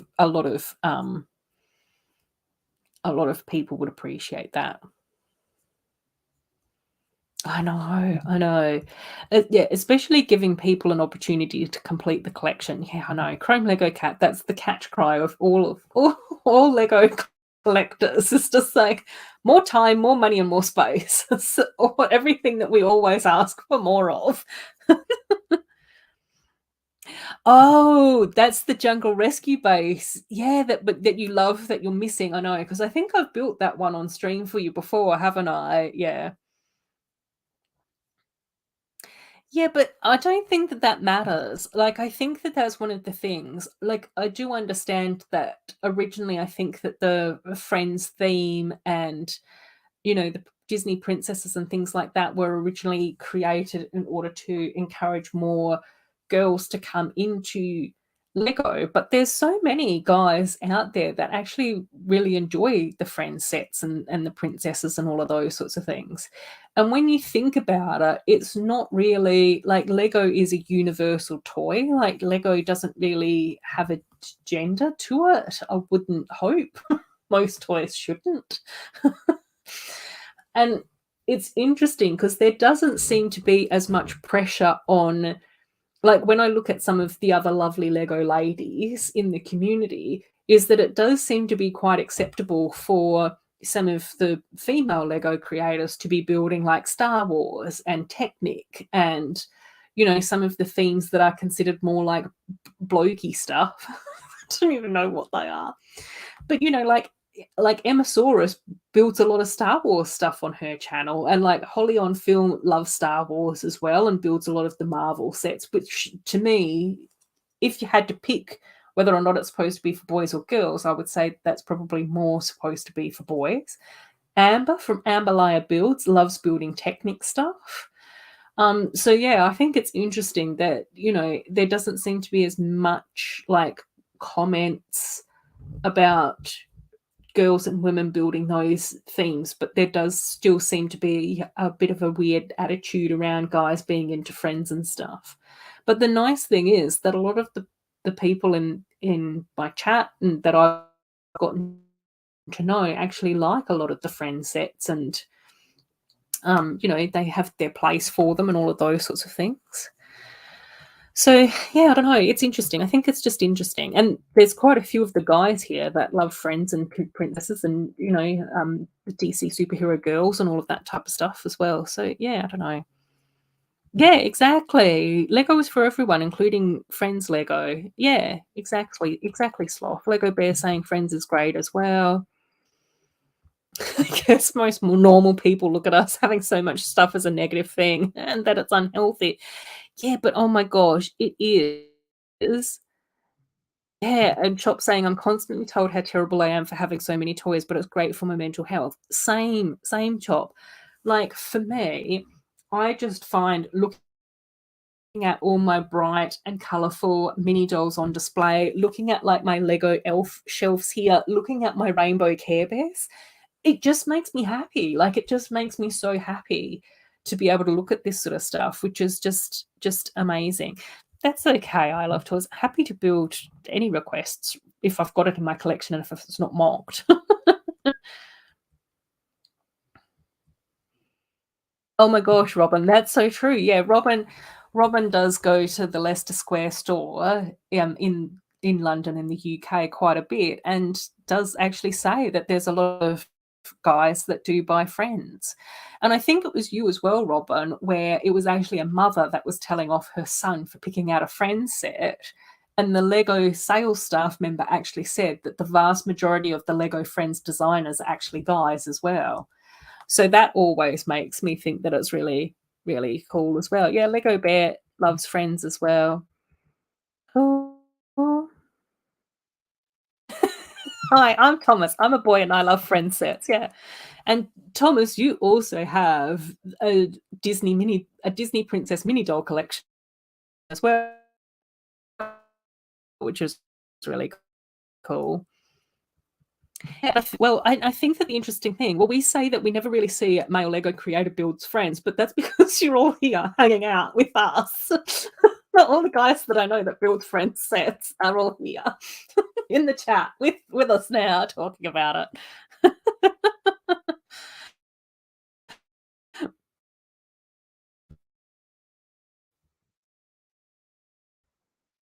Yeah, exactly, Sloth, yeah. Just got the Lego Friends Main Street. Of all the big sets I buy, I chose that one. I like the colours in it. Exactly. Also the Scotty dog, yeah. Yeah, yeah, you do live in a bit of, I know that there's probably a few of you in here that live in a few areas that are a little bit more conservative and have a few more of those like stereotypes, I think, in your culture. I don't want to speak for you, but I think that can happen as well. Yeah.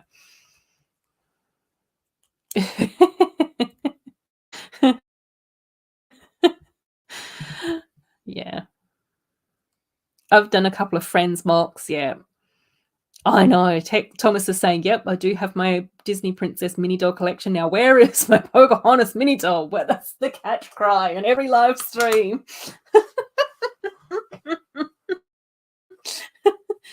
Yeah. Yeah, exactly. But I think it's interesting. Oh my gosh, to your amusement park space, right? Oh my gosh, it got smashed. I felt like my soul left my body. Oh my gosh, I love toys. It's a lot. I have been working on very slowly say I'm the slowest mock builder and I'm sat here talking to you all. Okay, hang on. Let's do some sort of mocking while I'm chatting. Let's not give up on all of this entirely. My gosh. Hang on. I'm getting back to the chat. Hang on. This is why I shouldn't be left to my own devices.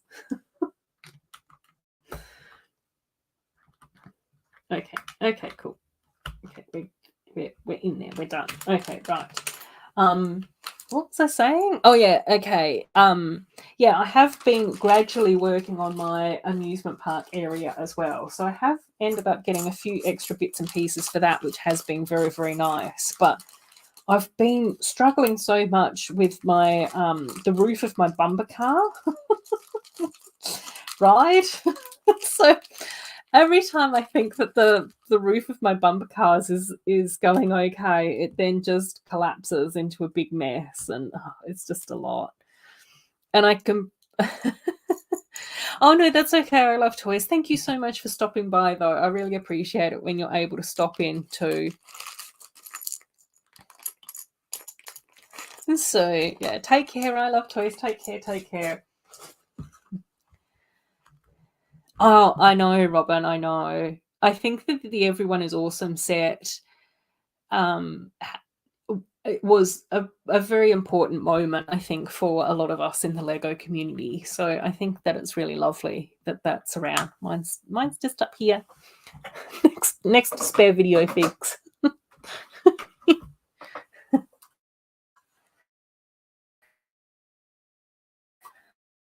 I just think that it's amazing. Absolutely amazing. Right, now I have I've now been streamed for 3 hours and 20 minutes. So we might try and wrap things up, but we'll see. I do get easily distracted with story times though, so we'll see how long this takes. But so far I am actually quite happy with my mock, and I just did extend the paddock out by one more fence piece. So there are a few extra parts that I will probably need to order. I will hunt through my collection first and then potentially order from Bricklink. And like I said to some of you earlier, is that the other thing, I've got so many trays of nonsense everywhere, chaos. The other thing that I have also been working on is, so I do have a lot of my dots bracelets in here. So I started to pull them out to see how long, like how much space they would take up in order to hang from my shelves. But the other thing that I've also done is that I was able to download the Care Bear Cousins instructions from Darren from Custom Brickheads. So Darren was the guy that designed the Care Bears, the little Care Bear brickheads that I've got here. And he's also done 4 designs for the Care Bear Cousins as well. So I've started to go through my collection and figure out what parts I've got in my parts collection for some of the Care Bear Cousins as well. So,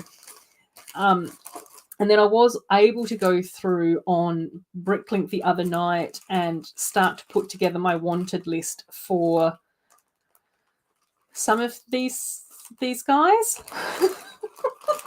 there's still 2 that I need to finish putting in the parts orders for.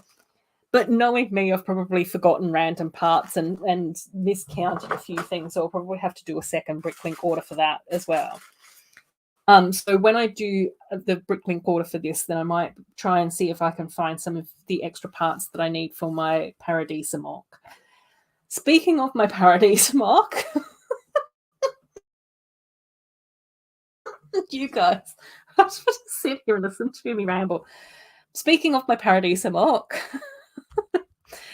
Pasta, that's one of the things that would be amazing, is to actually have an inventory list of what I actually have, because it's kind of mostly sorted, and my parts collection is very much sorted in a system that works in my mind, but don't know whether or not it would make sense for many other people. Possibly. In general, I think most people would be able to find their way around my parts collection, but then there's a few random things that I've done in here that would throw people off completely.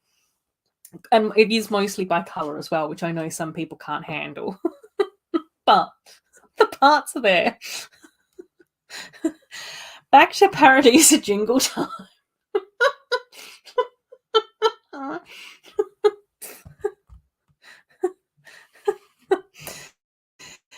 So back to Paradisa jingle time. So this month on Mayo Hosco's channel, it is Paradisa month, and Mayo has invited me on to be a guest throughout Paradisa month, which is very, very cool and extremely kind and generous of Mayo, which is one of the reasons why I'm doing my Paradisa mock at the moment.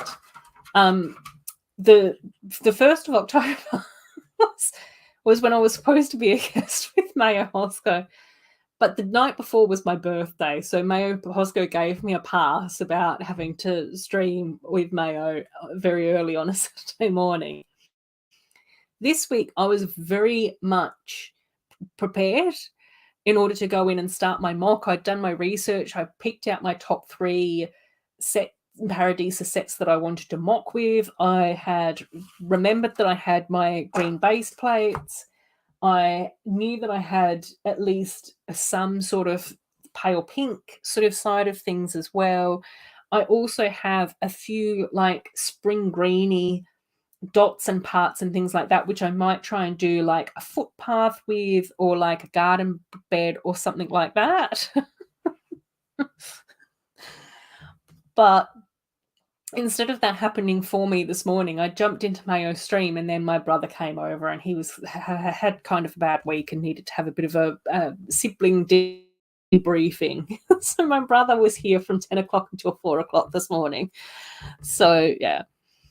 Oh my gosh, I know. I wonder if I could set up a Bricklink store just for myself and keep track of my parts that way. I also wondered about that as well, whether or not there's some way to have an inventory stock list somewhere.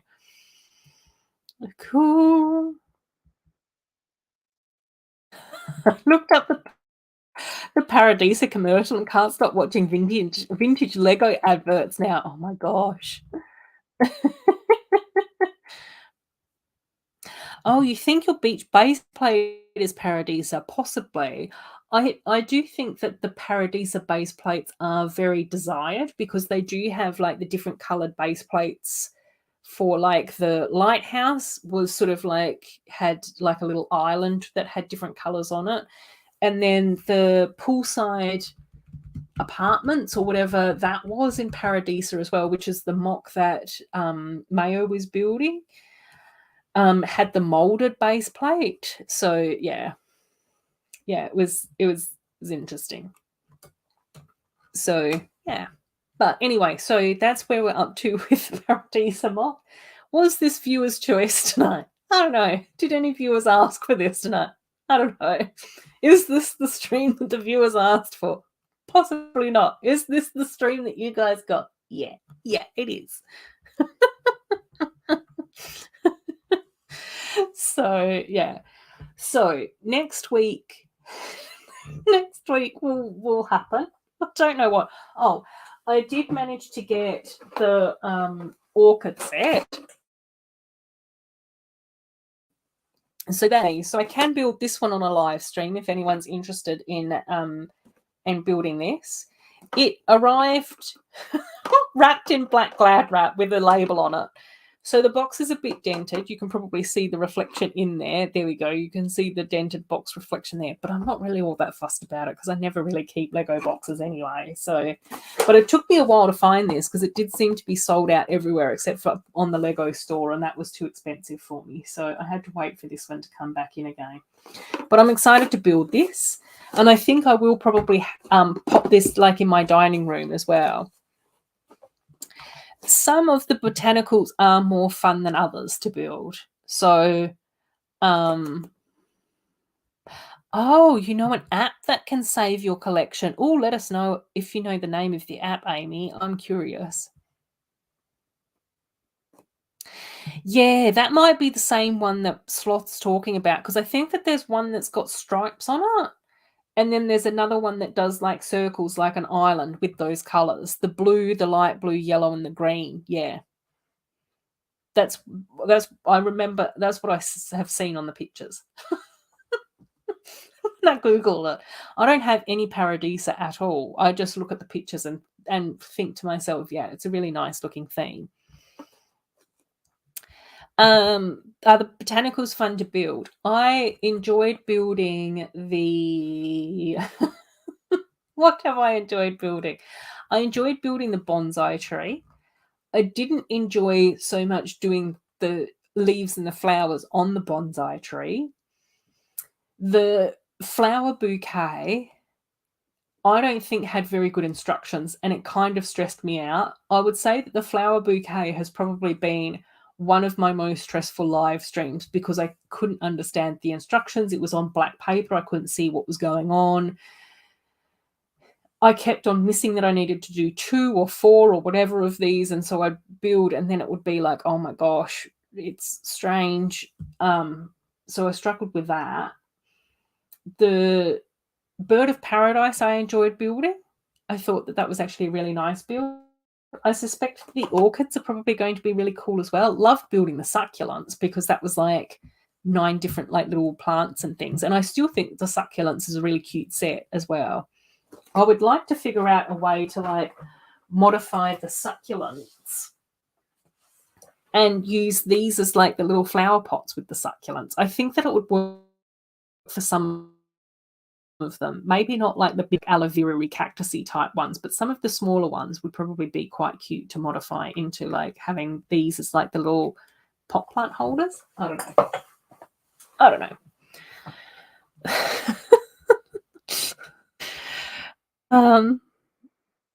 We've got a very random chat going on here, which is great. I love it.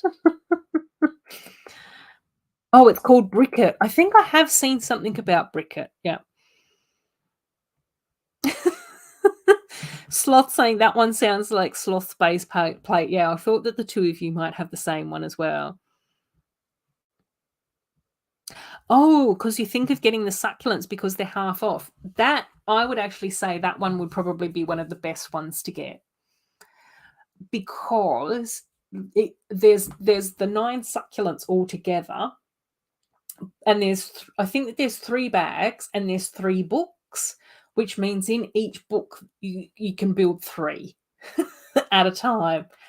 But the reason why I think that that's kind of handy is because if you don't have that much space, then you can just go through and have a look at which book and bag you want to build and just build those.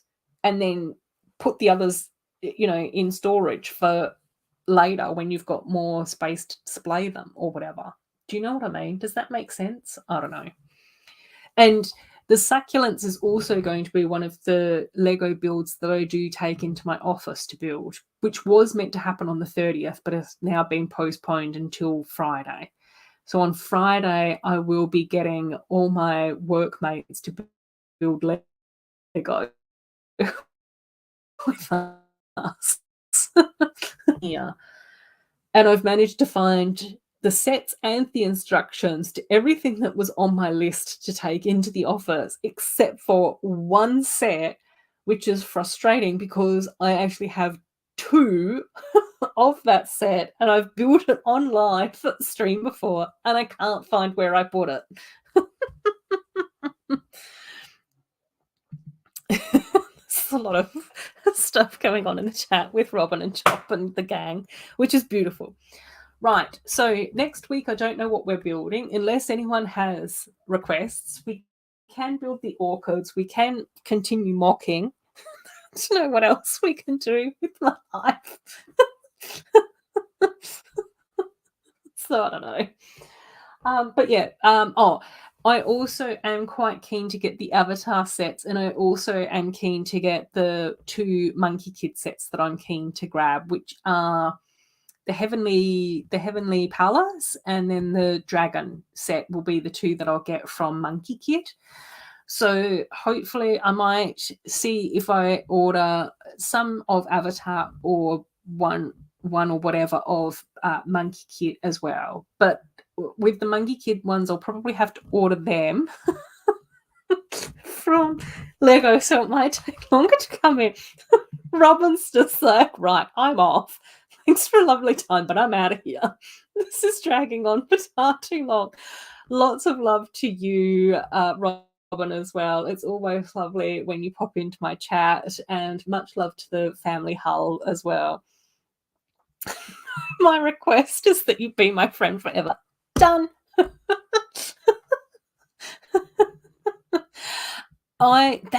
The Marvel set with the eyeball squid thing was on sale over here, Sloth, and I went to buy it and it was like out of stock online. You can only go to these shops, and I was like, ugh.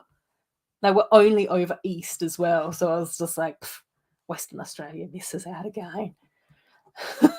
Yes, take care, Robin. I did say goodbye to Robin tonight. Yes.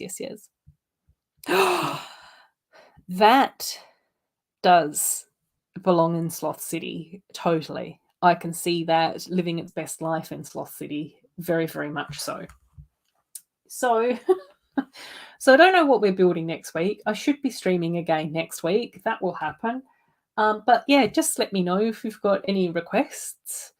But there might be a couple of the avatar sets coming up that I'll try and build on a live stream at some stage or another. And then I think it might also be kind of fun to build some of the Monkey Kid sets as well, because I still absolutely love the Space Bunny set. It's amazing. I love that Space Bunny set. So I'm definitely looking forward to building the other 2 Monkey Kid sets that I want to grab as well. Yes, I'm thinking that I will try and do some of the Christmas sets, because once again I'm quite keen to do the gingerbread house, the elf clubhouse, the Santa one that we got last year, and then Hogsmeade, because those 4 sets on my dining table over the festive period were really sweet. Like, I mean, it was 40 degrees outside, but at least my Lego buildings had snow on them. At this moment in time, I am reluctant to get the Holiday Main Street set, but the tram is absolutely adorable. I said Adorabuild. The tram is absolutely adorable. I'm not sure about the buildings, but I only ever looked at the front of it very briefly, and I was just like, I should really skip this one. But that's because in my mind, when I was looking at it, I'd already decided to get the Avatar sets. So that's where I'm sort of like going, oh my gosh, we've got expensive Monkey Kid coming up. We've got expensive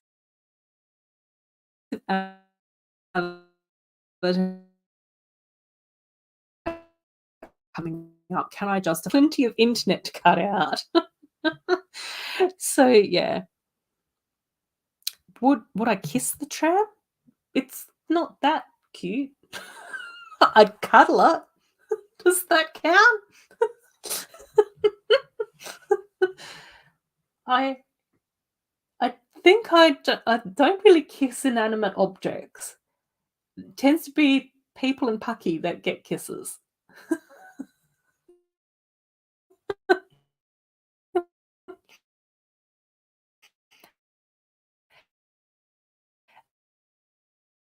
And not sexy grown-up kisses either, just like yeah, my internet's going hinky as well. Yes, Monkey Kid will happen.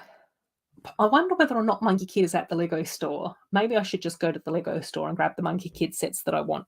I would kiss it. No. I kiss all my Lego, just smooches. Yeah. Yeah, everything Lego is coming up with is now more expensive. Yeah, no full open mouth romantic type stuff. No. Yeah, it is more expensive. I would agree with that. And yeah, Sloth is saying everything is more expensive, not just Lego. It's called inflation. Yeah, but it's just, I think as we move forward into my next TED talk for the next 20 minutes, I think the thing that I'm struggling with as far as everything going up is that it seems like a lot of things are going up with inflation, but things like wages aren't. Things like cost of living aren't. And I am not much of a financy person, as you all know. Somehow or another, I was watching something recently that was talking about inflation-y stuff and all of that type of stuff. Amy's out of here. Amy's like, I've got to go. Take care, Amy. I love you. Have a brilliant week. And yeah, and I hope that you enjoy the rest of your weekend as well. And yeah, I was watching this thing, and the interesting thing was that there were supposed to be certain like cost of living markers that should then sort of like indicate things like a living wage. And it was things like an average annual income also should have matched the average cost of a house. So whatever an average income should have been, an annual income should also be the average price of affordable housing. So that then that should match. Whereas now it's just like the cost of buying a house in Australia is not an annual income. It's multiple times more than that. It's terrifying. It should also be, things like that's how wages were sort of set, and none of that's now keeping up with inflation. I don't know. I'm probably not explaining this very well because I don't really understand it, but it was interesting. It was kind of interesting. The only time I like inflation is in my bike tires and balloon animals. Exactly. The cost of everything is ridiculous. Yeah, because it's so unattainable now. Like it's just bananas. And it wasn't supposed to be that way, but somehow or another, we're just getting costed out of everything. Yeah, there we go. Chop saying it. Clearly, the wage to cost of living gap has been growing since the late 70s. Yes. Exactly. There we go. That's how we say it. The wage and the cost of living gap is doing weird things. Yeah, exactly. Like this was a conversation that I was having with a few people at work as well. Is that now the population is declining too, which is fascinating because I remember like when I was in high school, they were talking about the fact that it's going to be challenging to try and have enough income to be able to support the baby boomers because there were so many baby boomers. And then, of course, healthcare and medical care and aged care has all been improving. So the baby boomers are around for longer. Yeah, and I think that there are a lot of reasons, and I definitely think that the cost of children is one of them. I think it's also very, very terrifying to think about bringing children into the world where the future is so uncertain. And I think that must be really difficult.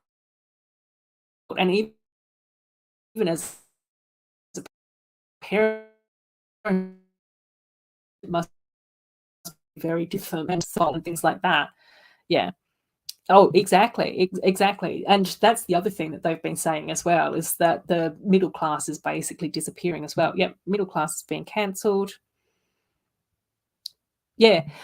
The other thing that has also been interesting, Pastor, as well, and I think that this is something that a lot of the time we forget because most human beings only remember history as far back as our grandparents. As my internet cuts out again, even people who like to look at and research history and understand history older than our grandparents' generation tend to only think about life as far back as our grandparents' generation. There are moments in history where the whole, system has changed. So, we went from a feudal system, and then from industrialization, we then got into like more commercial capitalization and those sorts of things as well. And while currency hasn't changed, the whole setup of how the financial construct, imaginary financial situation worked completely got rearranged. And I always think that that's kind of fascinating that we forget And that's where, from my point of view, I'm just wondering how much longer capitalism can actually survive before that needs to be erased and a whole new system needs to be restarted. Same, Mark, same, exactly. Yeah, then there'll be an age gap, like what's happening in Italy right now. Exactly. Lego Bear, I had to take a work call. I don't know how we're going to catch you up on where we're up to in the chat. Mama Bricks is now going, I've got to go get dinner ready. Very fun company while cleaning out my wardrobe. Have a lovely week as well, Mama Bricks. We absolutely love you. You're amazing and fantastic, and much love to the Mama Bricks family too. The world hasn't ended yet. Lego still exists. We've got to think positive, people.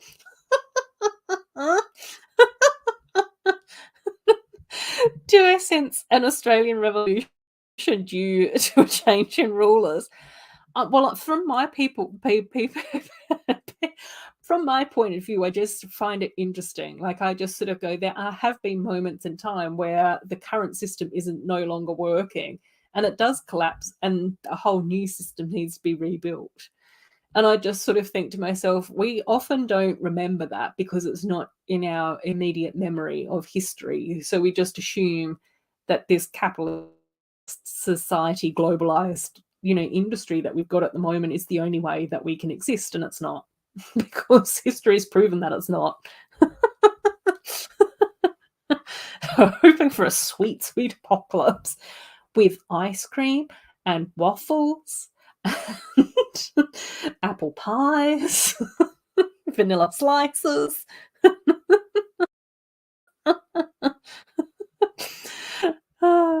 This is getting very deep. I'll take my leave now as well. Take care, Chrome Lego Cat. I appreciate you being here as well. And it's so exciting that you finished all your exams as well. Take care. Yeah. Save the Lego. Exactly. Yes, take care as well, Will. It's always lovely to catch up with you and see you here too. Okay, on that note, I've now done my standard 45-minute farewell. We will get going. Next week, I will be streaming. I don't know what on my stream. We'll figure something out between now and then. It'll depend on what Lego I have, what I feel like, and all of those sorts of things. Oh, I still also do have some of my 10 years of Friends sets to build as well. So we maybe might do that one next week as well. And then hopefully the following week, we might be ready for Monkey Kid. So we'll see. We'll see how we go. Chop, you have been patiently waiting for the apocalypse. That's some of the most true statement I have ever seen on my stream. Love you too, Sloth. You're just amazing. And I always appreciate you stopping by to my streams as well. So, yes.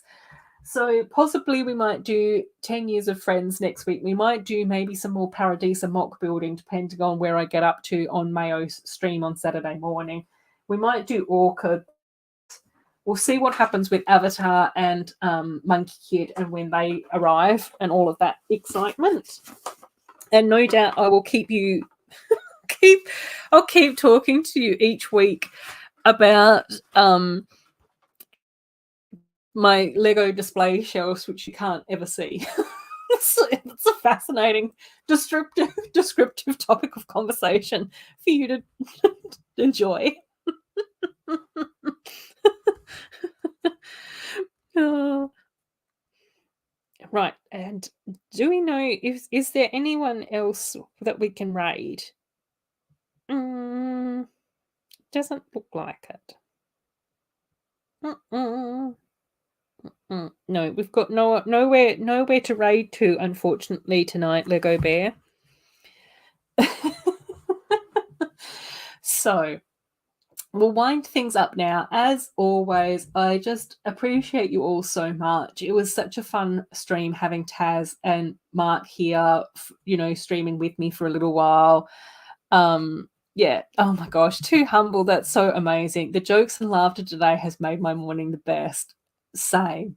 the jokes and fun that we've had today has just been so cool and so awesome. So as always, Adshot.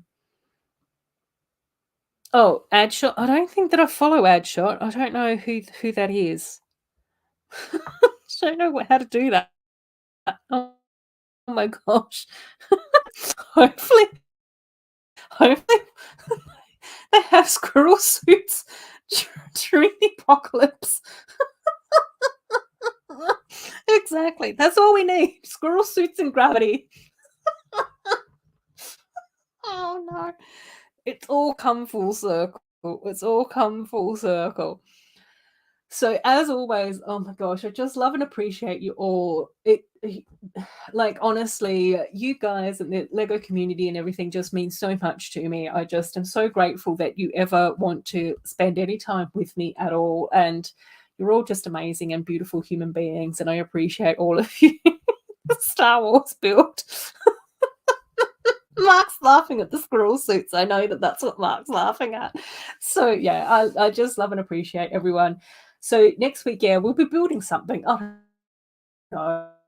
Something will happen next week. We'll figure it out. We'll figure it out.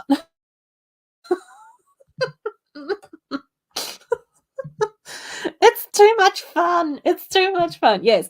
Enjoy your final few hours of work, Lego Bear. I'm sorry that I don't really have anywhere to send you. Oh my gosh. I really miss having Sarah Star Bricks stream after me so that we could go and raid her, but we'll figure something out. We'll figure something out. But yeah, take care, everyone. Enjoy the rest of your weekends. Love you all, and we'll see you soonish.